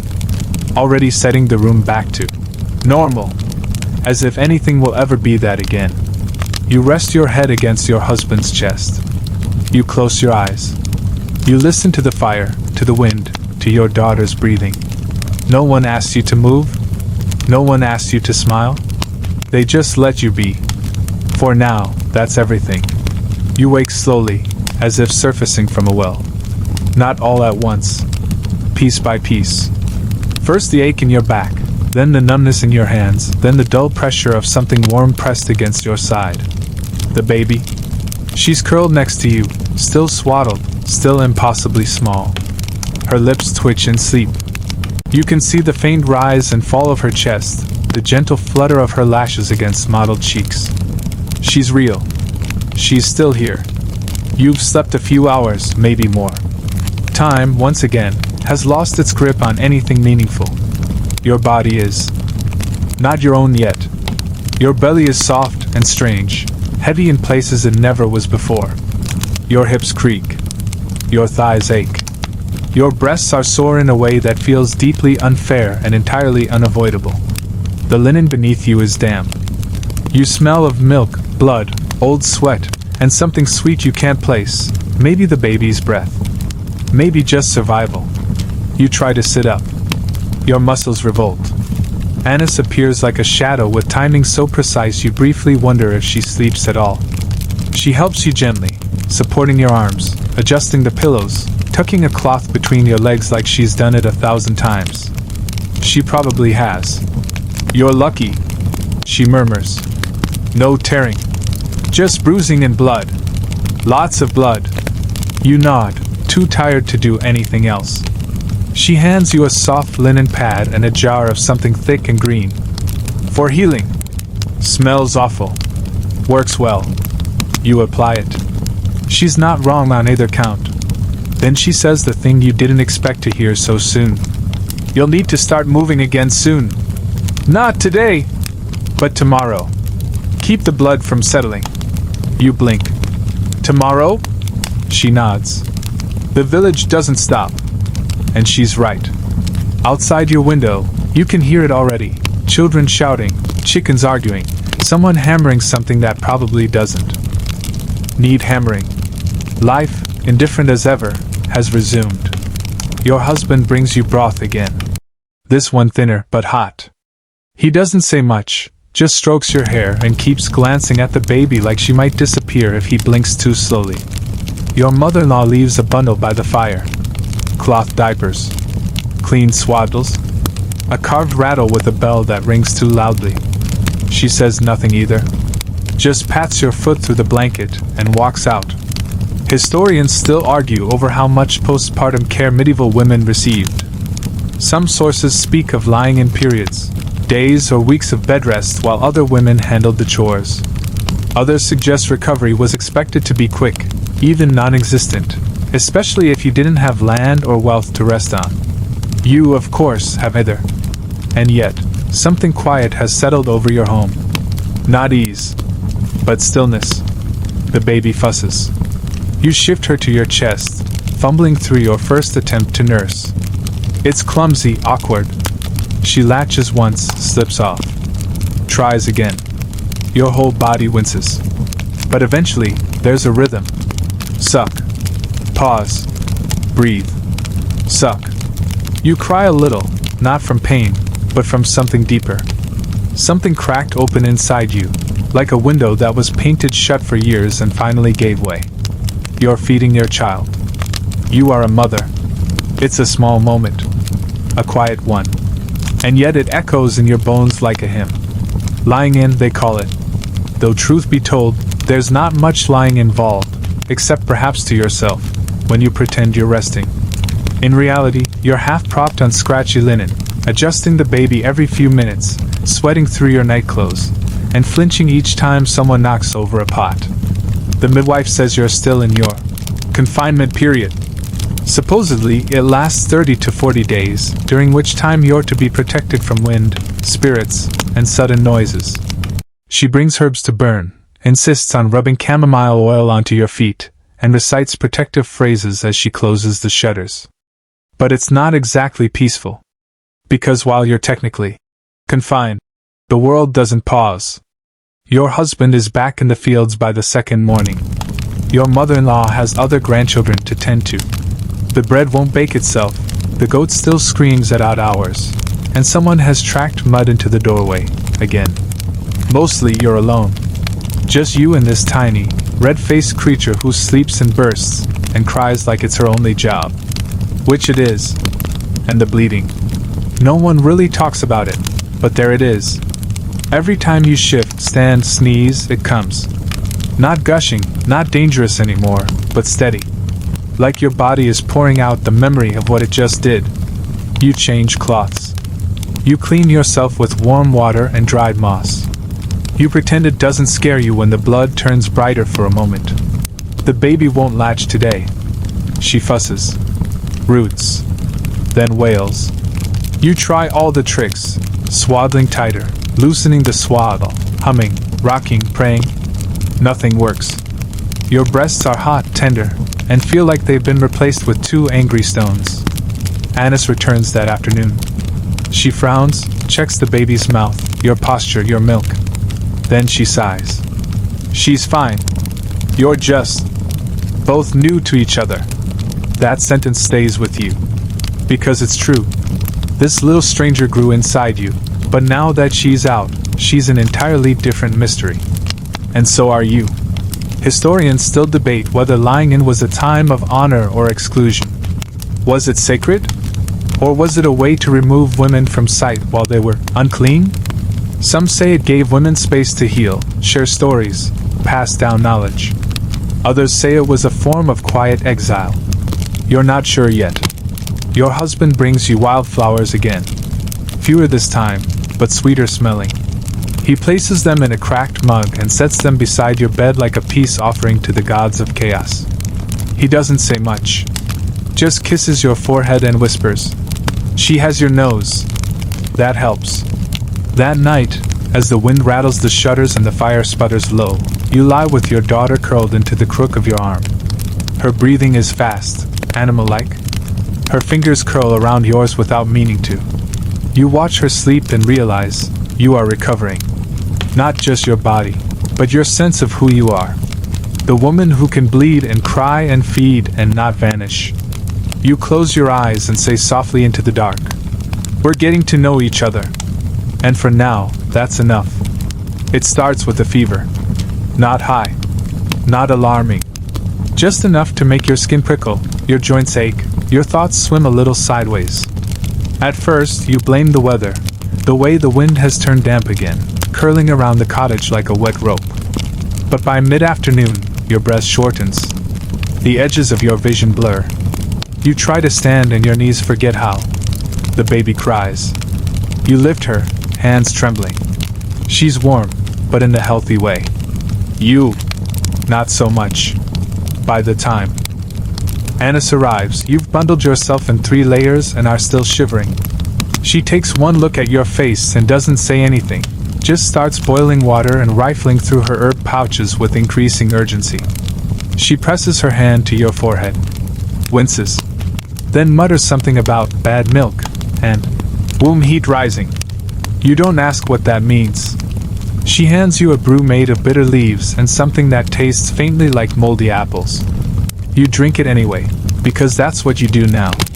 You trust the woman who smells like root cellars and walks with a limp to know more about your body than you do. Annis checks your belly, presses it gently, frowns again, then leans close and sniffs. Not sweet, she mutters. Good. You don't even flinch. You're beyond shame. Beyond explanation.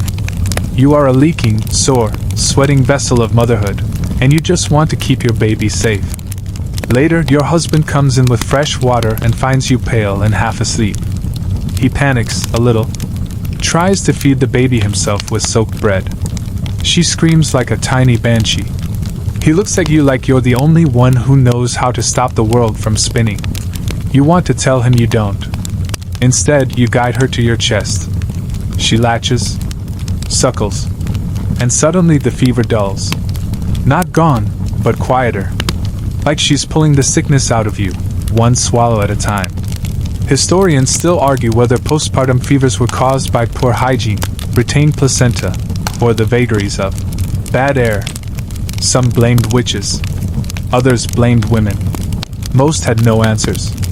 And too often, no survivors. But you are still here. The fever breaks sometime before dawn. You wake soaked in sweat, chest sticky with milk, hair plastered to your cheeks. But you're breathing easier, thinking clearer. Your legs obey when you sit up.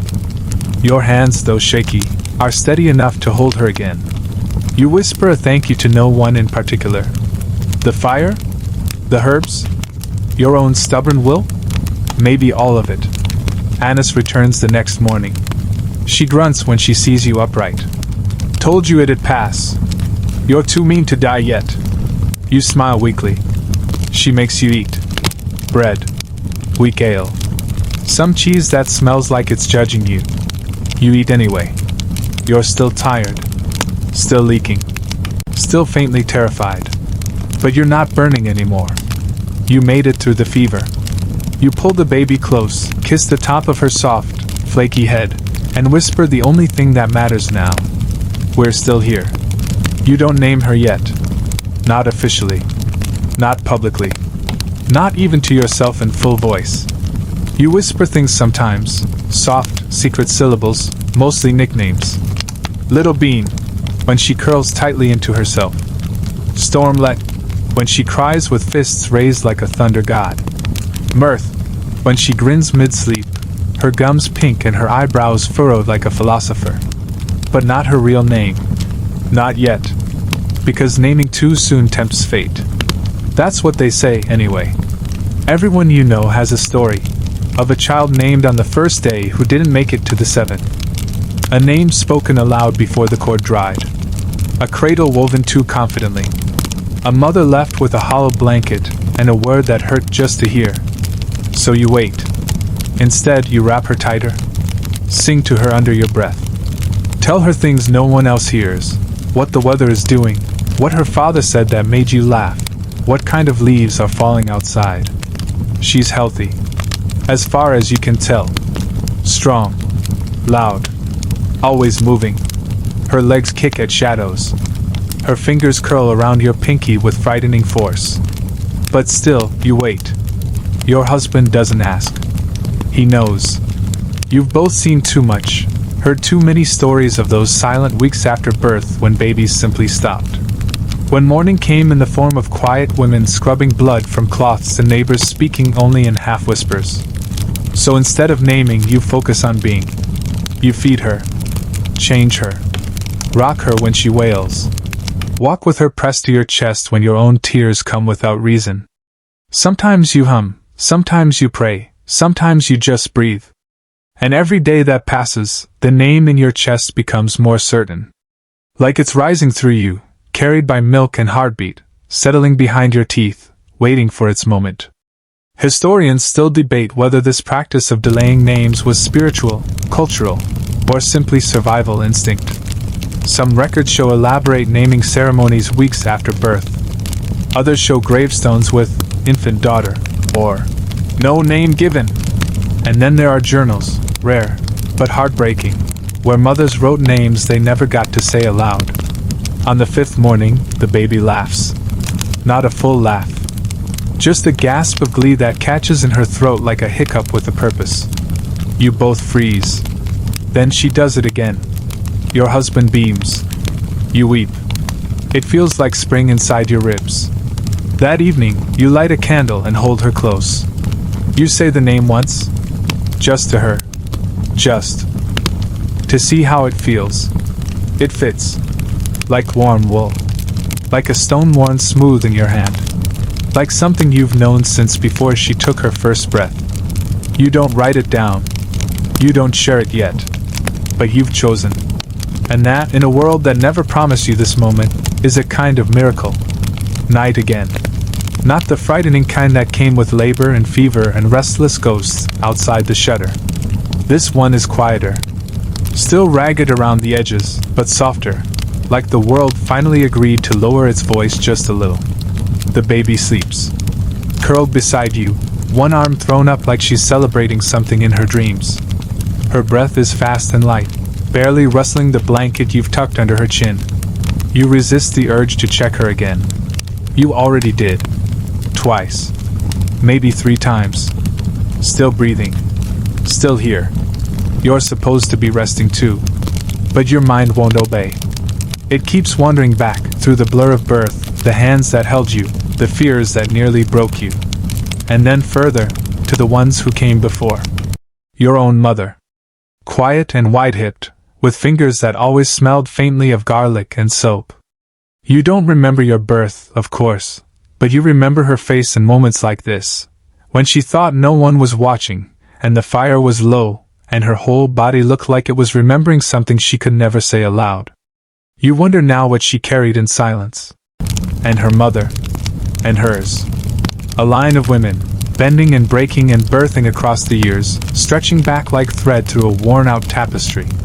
You never thought much about them until now. But suddenly you feel them. All of them. Not as stories. As presents. You are part of them now.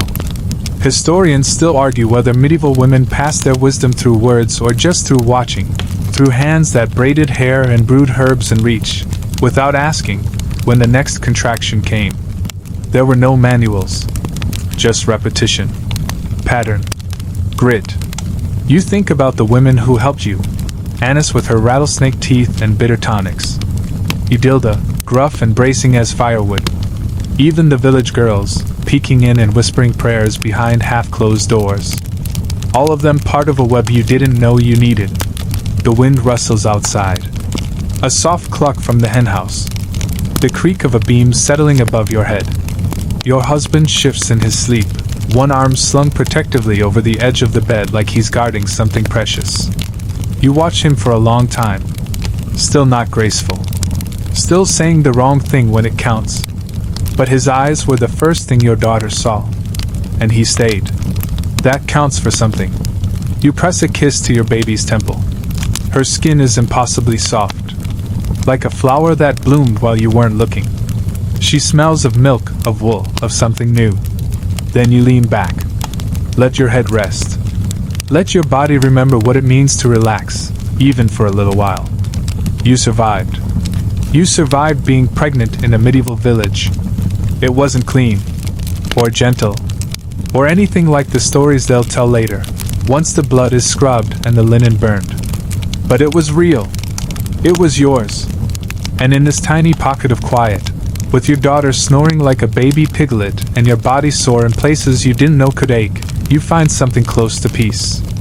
Not perfect peace, but enough. The days blur.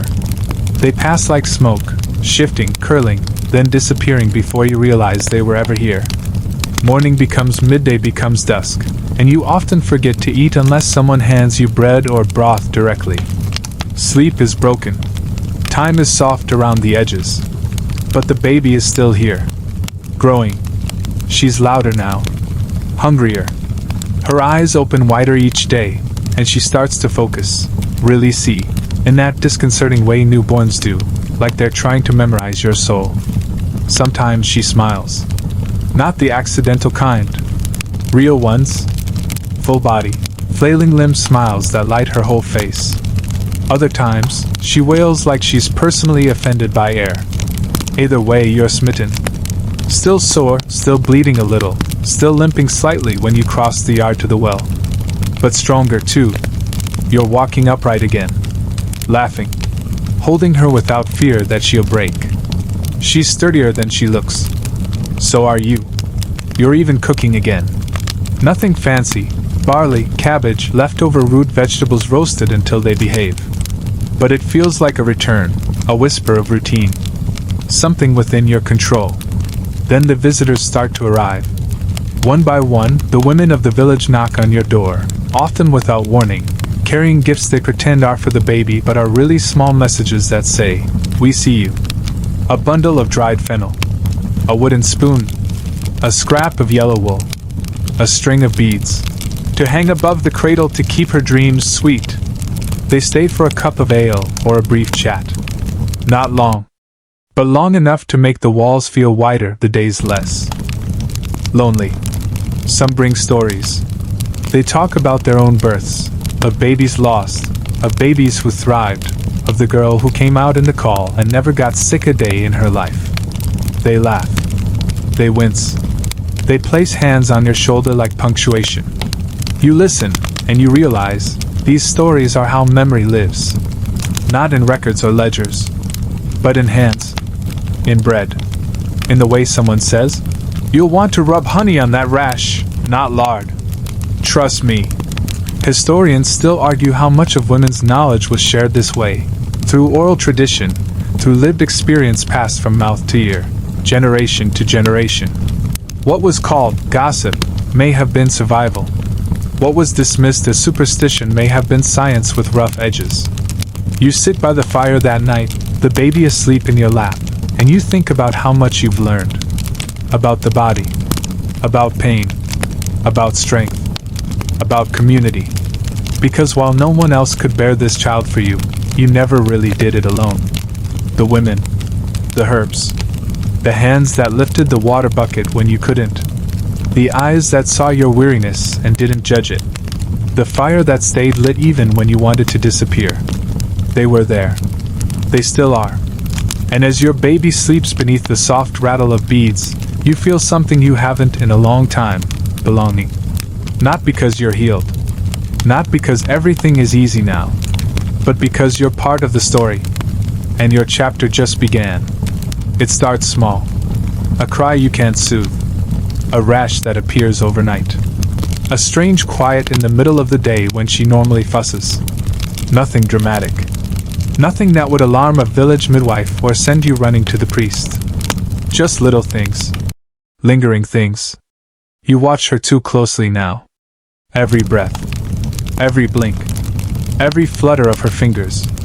It's the vigilance of a woman who's heard too many stories. Of babies who seemed fine, until they weren't. So you don't name her aloud. Not yet. Not fully. She's nearly 2 weeks old. Some say the danger passes by the 7th day. Others say it's not until the child's first laugh, or first tooth, or first winter. Depends who you ask. And how many children they buried.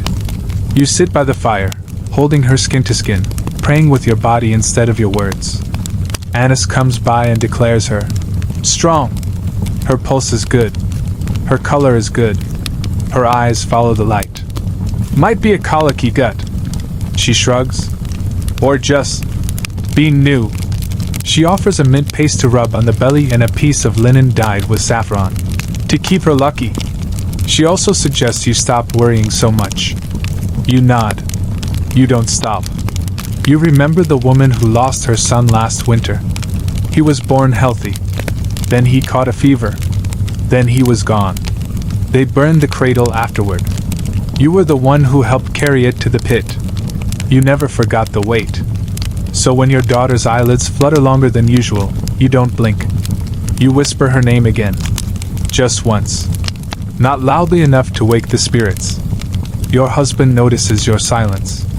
He starts waking in the night before you do, rocking her in the dark, humming in that tuneless, endearing way that only makes you love him more.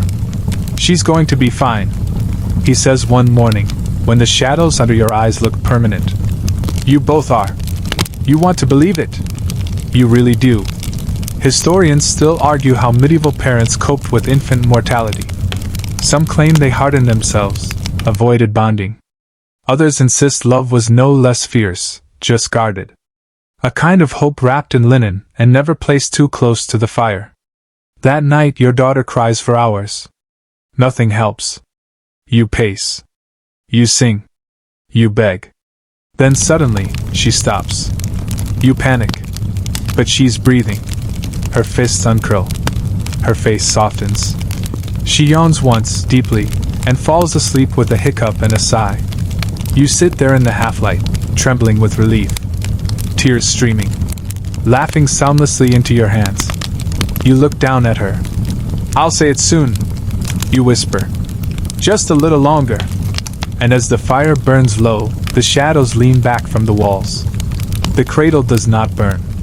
Not tonight. The church bell rings at mid-morning. It's not a call to mass, it's Thursday, but people still gather. Because today, the priest is coming to bless the new children of the village. Yours among them. The custom is half ritual, half theater. The priest sprinkles holy water, mutters Latin with uneven rhythm, and touches each baby's forehead with 2 fingers, careful not to disturb the swaddling. He blesses their eyes to see only goodness, their ears to hear truth, their mouths to speak honesty. He avoids saying anything about their mothers unless asked. You're nervous. Not because of the blessing, but because saying her name aloud means sealing something. Making it real. Making her visible not just to neighbors and midwives and geese, but to the church, the records, the divine. There's no going back from that. You dress her in the cleanest linen you own, tied with a bit of ribbon borrowed from your wedding sash. It smells faintly of smoke and chamomile. Her little cap won't stay put, but you tuck it under her chin and hope for the best. Your husband walks beside you, solemn, steady, arms crossed as if to keep his own nerves from spilling out. You reach the chapel with 5 other families. All with new babies, all with tired eyes, all whispering in corners about whose child cried last night and whose didn't wake up for a feed. There's joy. But there's grief too, braided into the silence like a ribbon no one wants to touch. The priest appears in his ash-colored robe.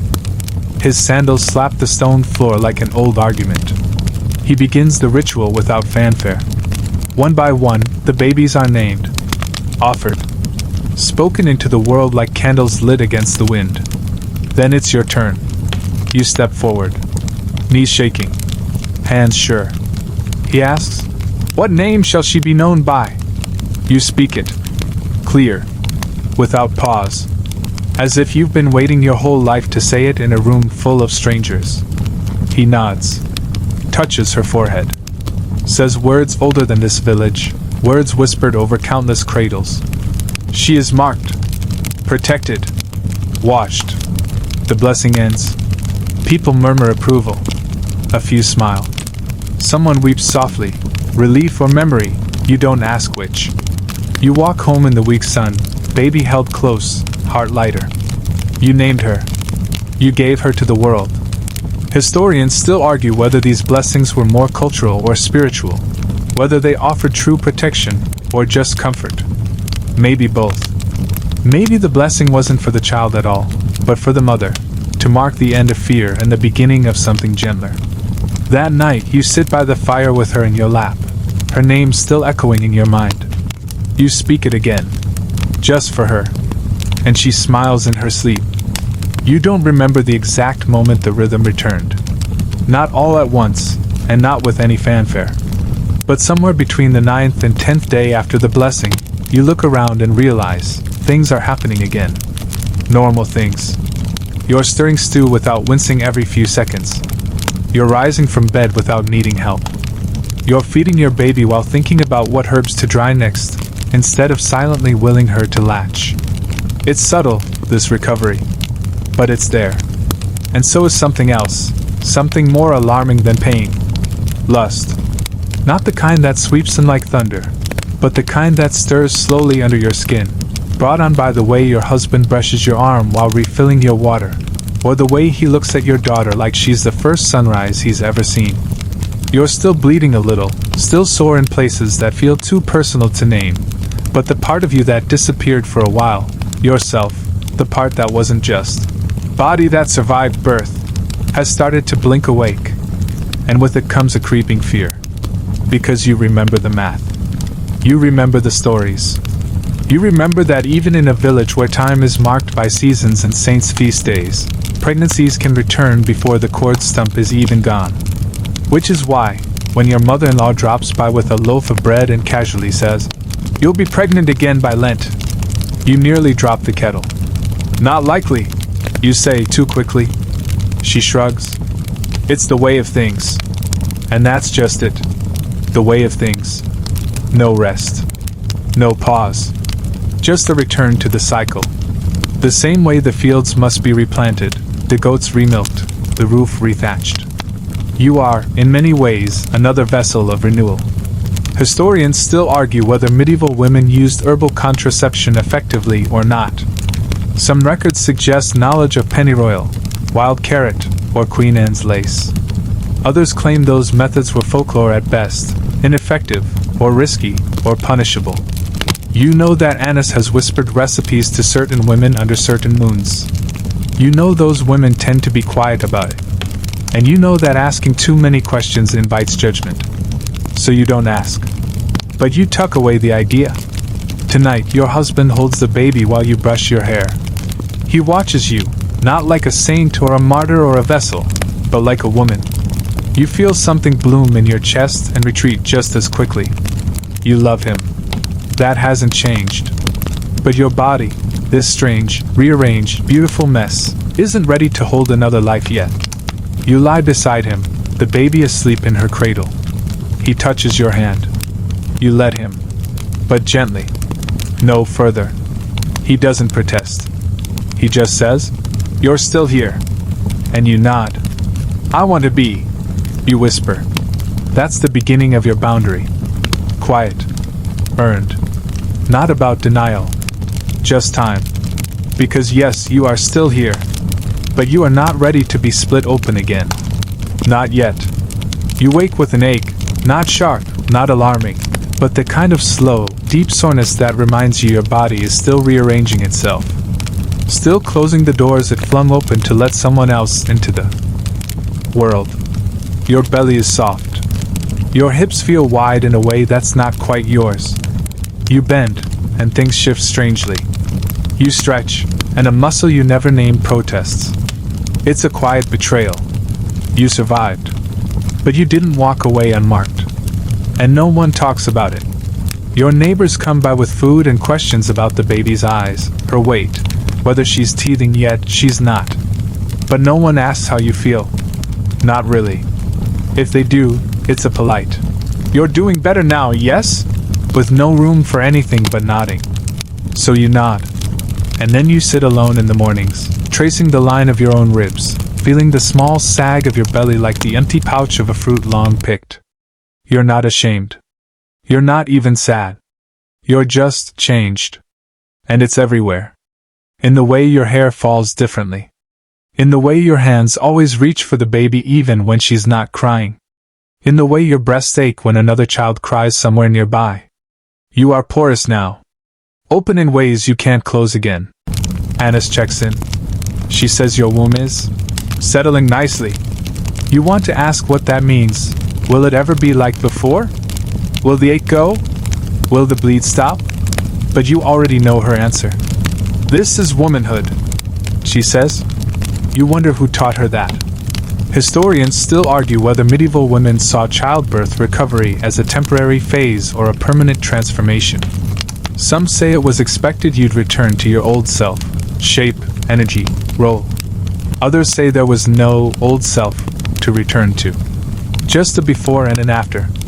You're starting to believe it's the second. You catch your reflection in a bucket of water. Your face looks older. Not aged, exactly, but seasoned. Less like someone awaiting her story, more like someone in it. You scrub clothes at the stream again. Not quickly. Not all of them. But enough to say, I'm here. I still do this. A younger girl comes by to help. She watches you feed your daughter and whispers, Does it hurt? You don't lie. Sometimes, you say. But not in the way you think. She nods. She watches. She is already learning. That night, you hold your baby in one arm, a bowl of stew in the other, and laugh at something your husband says that isn't even funny, but feels like a sign that the world is shifting back into place, however unevenly. You lie down with her curled into your chest. You exhale. You are not what you were. But you are not broken. You are reassembled. They stop asking about you altogether. Now it's always about the baby. How much does she eat? Does she sleep through the night? Has she smiled yet? Rolled over? Made any teeth? You answer politely. Sometimes proudly. Sometimes with a half smile that hides your exhaustion. But inside, a strange thing begins to form. A silence around your own name. Around your own story. You've become her mother. Not the girl who once raced barefoot through barley fields. Not the young wife who carved her initials into the stable door. Not even the woman who roared through a night of pain and lived to tell it. Just her mother. And part of you loves that. The way her name folds into your skin.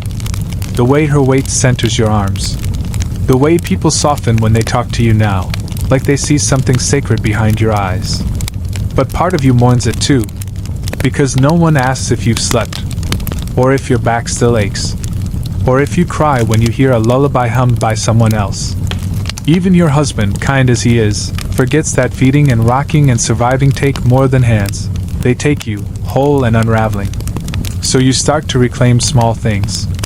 You wear your own shawl again, the one with the embroidered edges. You start brushing your hair longer, even if it still falls flat. You walk to the edge of the field once a day, baby tied to your chest, just to see how the wheat is coming in.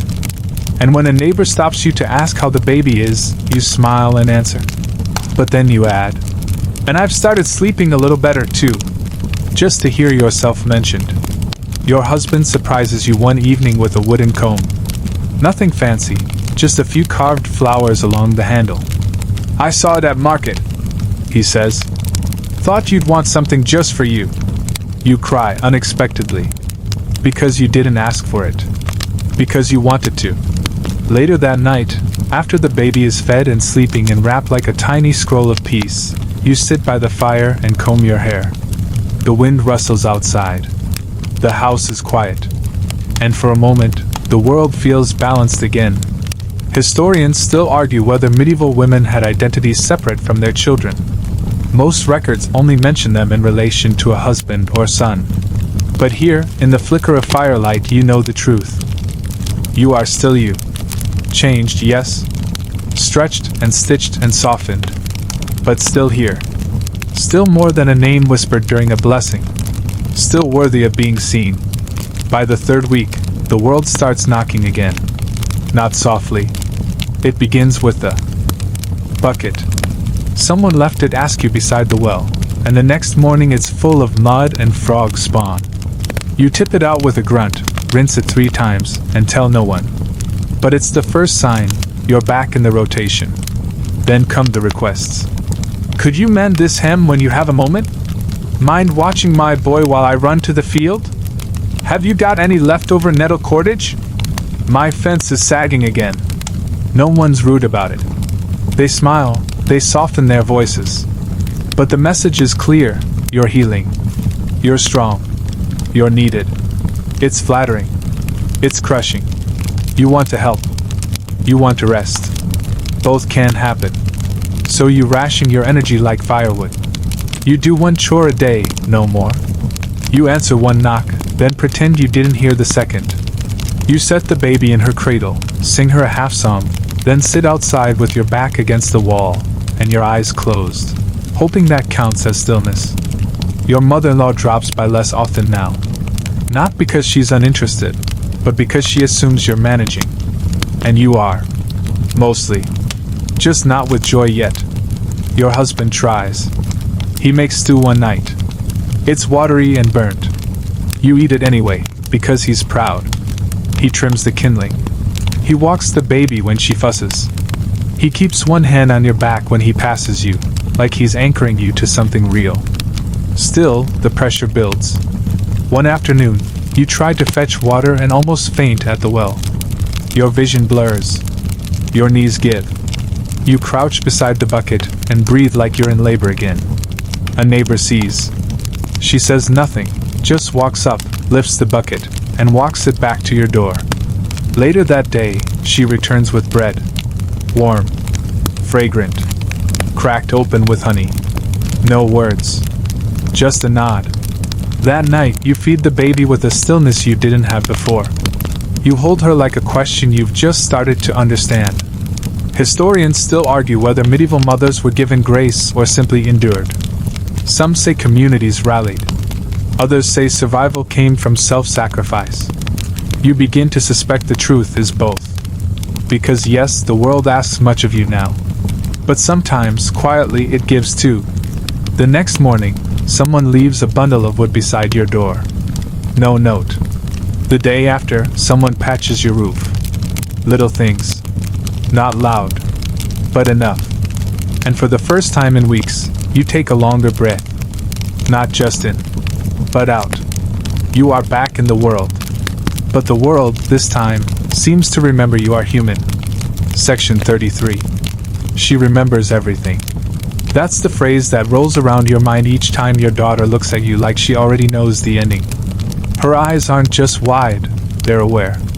As if she's quietly cataloging the color of your voice, the rhythm of your sighs, the way your hands move when you need dough or rock her to sleep. She's an old soul, someone says. She's watching the world for the first time, says another. You think maybe both are true. She's nearly a month old now. Her face has changed, less scrunched, more defined. Her hands are no longer fists, just fluttering messengers that twitch and stretch in sleep. She's heavier too. You feel it in your shoulders when you carry her. You feel it in your heart when you put her down. And she listens. To everything. To birdsong. To fire crackle. To your lullabies sung half in tune. She stares up when the wind sighs across the roof. And sometimes she smiles at shadows like she knows who they used to belong to. You start speaking to her more, narrating your day as though she's the only one who understands. We're folding linen now. See how it stacks? Like bread, but less tasty. This one's your father's shirt. It always smells like smoke and nettles. I cried today. Not for any reason. Just because the sun looked like fire, and I didn't know what to do with that feeling. She listens. She always does. One evening, after a long day of carrying her close, you sit by the hearth and hum. She's on your lap, hands curled, eyes half-lidded. You sing the same lullaby your mother sang to you, though you're sure you've forgotten half the verses. It doesn't matter. She knows the tune already. Somehow. Your husband watches from the corner. She'll remember this, he says quietly. You nod. So will I. Historians still argue whether medieval infants could form attachments so early. Some believe babies were blank slates, soulless until christened, expressionless until 2 moons old. Others wrote of babies who laughed at birds and quieted at the sound of their mother's name. You know what you see. You see her wrinkle her brow when you stop singing. You see her search for your voice in a crowd. You see the way she quiets when you hold her against your chest, as if returning to some ancient memory. She remembers the rhythm of your body, the texture of your breath, the stories you haven't told her yet, but will. Later that night, you catch your reflection in the dark window. You're holding her one-handed, swaying gently, hair unbrushed, eyes tired, but glowing with something steady, something ancient. She yawns. You whisper, "It's all right, little one. I remember too." And somehow, that feels like a promise. The fields begin to bloom again. Not in full, not yet, but there are signs. Shoots of green piercing through brown. Damp soil loosening under your boots. Birds calling in that strange, hopeful way they do when spring is still a rumor but close enough to taste. Your baby is a month old. The villagers mark time differently than you do. For them, she's just a good grower, already got her father's chin, a quiet one, thank the saints. But for you, every day feels like a stitch sewn back into the fabric of yourself. Today, she grips your finger tight and refuses to let go. You take that as a declaration. You carry her through the market lane, swaddled close, her head tucked under your chin. People greet her now. Say her name out loud like it's part of the weather report. You don't flinch anymore. You say it too, boldly. Like it belongs here. Like she does. Someone asks if she'll be baptized soon. You pause. The priest already blessed her, yes. But the formal rite, complete with holy water, vows, and church bells, hasn't happened yet. You're waiting for warmer days. For firmer footing. For that strange, unnameable rightness. It'll come. You feel it in your bones. Your husband's been making small repairs around the cottage. He says it's for when she starts crawling, though that's months away. Still, you watch him sand down the splinters on the cradle's edge like he's carving safety into the very shape of her world. Your body still isn't what it was. Your hips are wider. Your gait different. Some mornings your joints ache like old wood. You catch yourself sighing with effort and then laughing at the sound. It's not pain anymore, it's echo. You go walking again. Not far. Just beyond the garden, down to the stream. You bring her with you, bundled and blinking in the pale sunlight. She watches the water. Doesn't cry.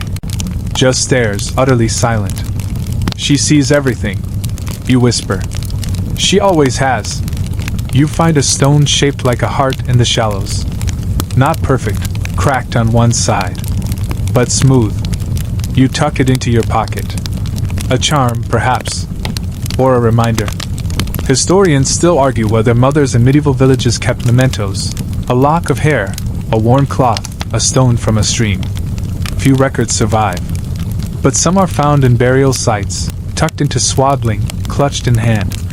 Maybe the heart-shaped stone isn't proof, but it feels like it matters. That night, your daughter refuses to sleep. She fusses and thrashes and squeals like someone who's just discovered the power of her own lungs. You don't yell. You don't cry. You hum. You sway. You place her against your chest and whisper. The world is still turning. We're still in it. And I've got you. Eventually, she calms. Sleeps. Breathes deeply. You sit there, candle burning low, listening to the wind tap against the shutters. You think of blooming fields. Of warm baptisms. Of tiny heartstones from the stream. You close your eyes. Not because you're exhausted, though you are, but because for once, you feel safe enough to rest. You wake before dawn. Not because the baby stirs, she's sleeping, miraculously, but because something inside you has shifted. A stillness. A clarity. The quiet has weight today, and it settles over the cottage like snow. You sit up slowly, careful not to wake her. The floor is cold beneath your feet. Your joints crack as you move, soft reminders of where you've been, what you've endured. The fire's gone out, but you don't mind. You light a candle instead, its small flame dancing like it knows this is the last page of a chapter. The world outside is mist. You bundle her close and step through the door, shawl over your shoulders, breath misting in the pale morning. The village is hushed. Chickens stir softly. A cart rattles in the far distance. But mostly, it's just you and her, and the gentle sound of waking. You walk to the edge of the field, the one you watched grow while you were growing her. The wheat is only ankle-high now, green blades reaching, shivering with promise. She fusses in your arms, then sighs, warm breath against your neck. You whisper to her. Not just her name. Not just the stories you've told her again and again, about the goats, the stew, the priest, the fire. Today, you tell her your own story. How you were afraid. How you hurt. How you wondered if you'd survive. How you did. How she is not the only one who was born. She watches your face while you speak, calm, eyes wide, blinking slow. The wind brushes your hair. A crow calls from the fence post. The sun begins to rise, low and gold and forgiving. Back inside, your husband stirs. He takes the baby without a word, presses a kiss to your temple, and whispers, "Go rest. I've got her." You crawl back into the straw bed. The linen is warm from the fire's memory. Your body aches. Yes, but not like before. Not like then. And as you sink beneath the blanket, you realize the worst has passed. You are no longer surviving. You are living. You are not what you were, but what you are, mother, healer, witness, fire survivor, name giver, is something steadier, something rooted. And as sleep takes you, the last thought you carry is not fear or pain or exhaustion. It is love. The candle burns low. The world softens. Your breath slows, matching the weight of the blanket, the rhythm of the heart's quiet pop and crackle. The baby sleeps. The house is whole. The sky outside shifts from gray to blue without rushing. Even the wind seems to tiptoe now. You are safe. You are warm. The aches in your back are only reminders now, souvenirs from the storm you passed through. And your body, though different, is still yours. Still strong. Still worthy of rest. So let the quiet take you. Let the darkness fold gently around your shoulders, soft as wool. Let the sounds of the village fade, the goat's soft bleat, the blackbird's first call, the distant creak of the cartwheel. Let them all drift away. You've done more than enough. You've lived through a story no one else will quite understand, not because it was too strange, but because it was yours. Raw. Real. Beautiful. Close your eyes. Let your thoughts slow like snowfall.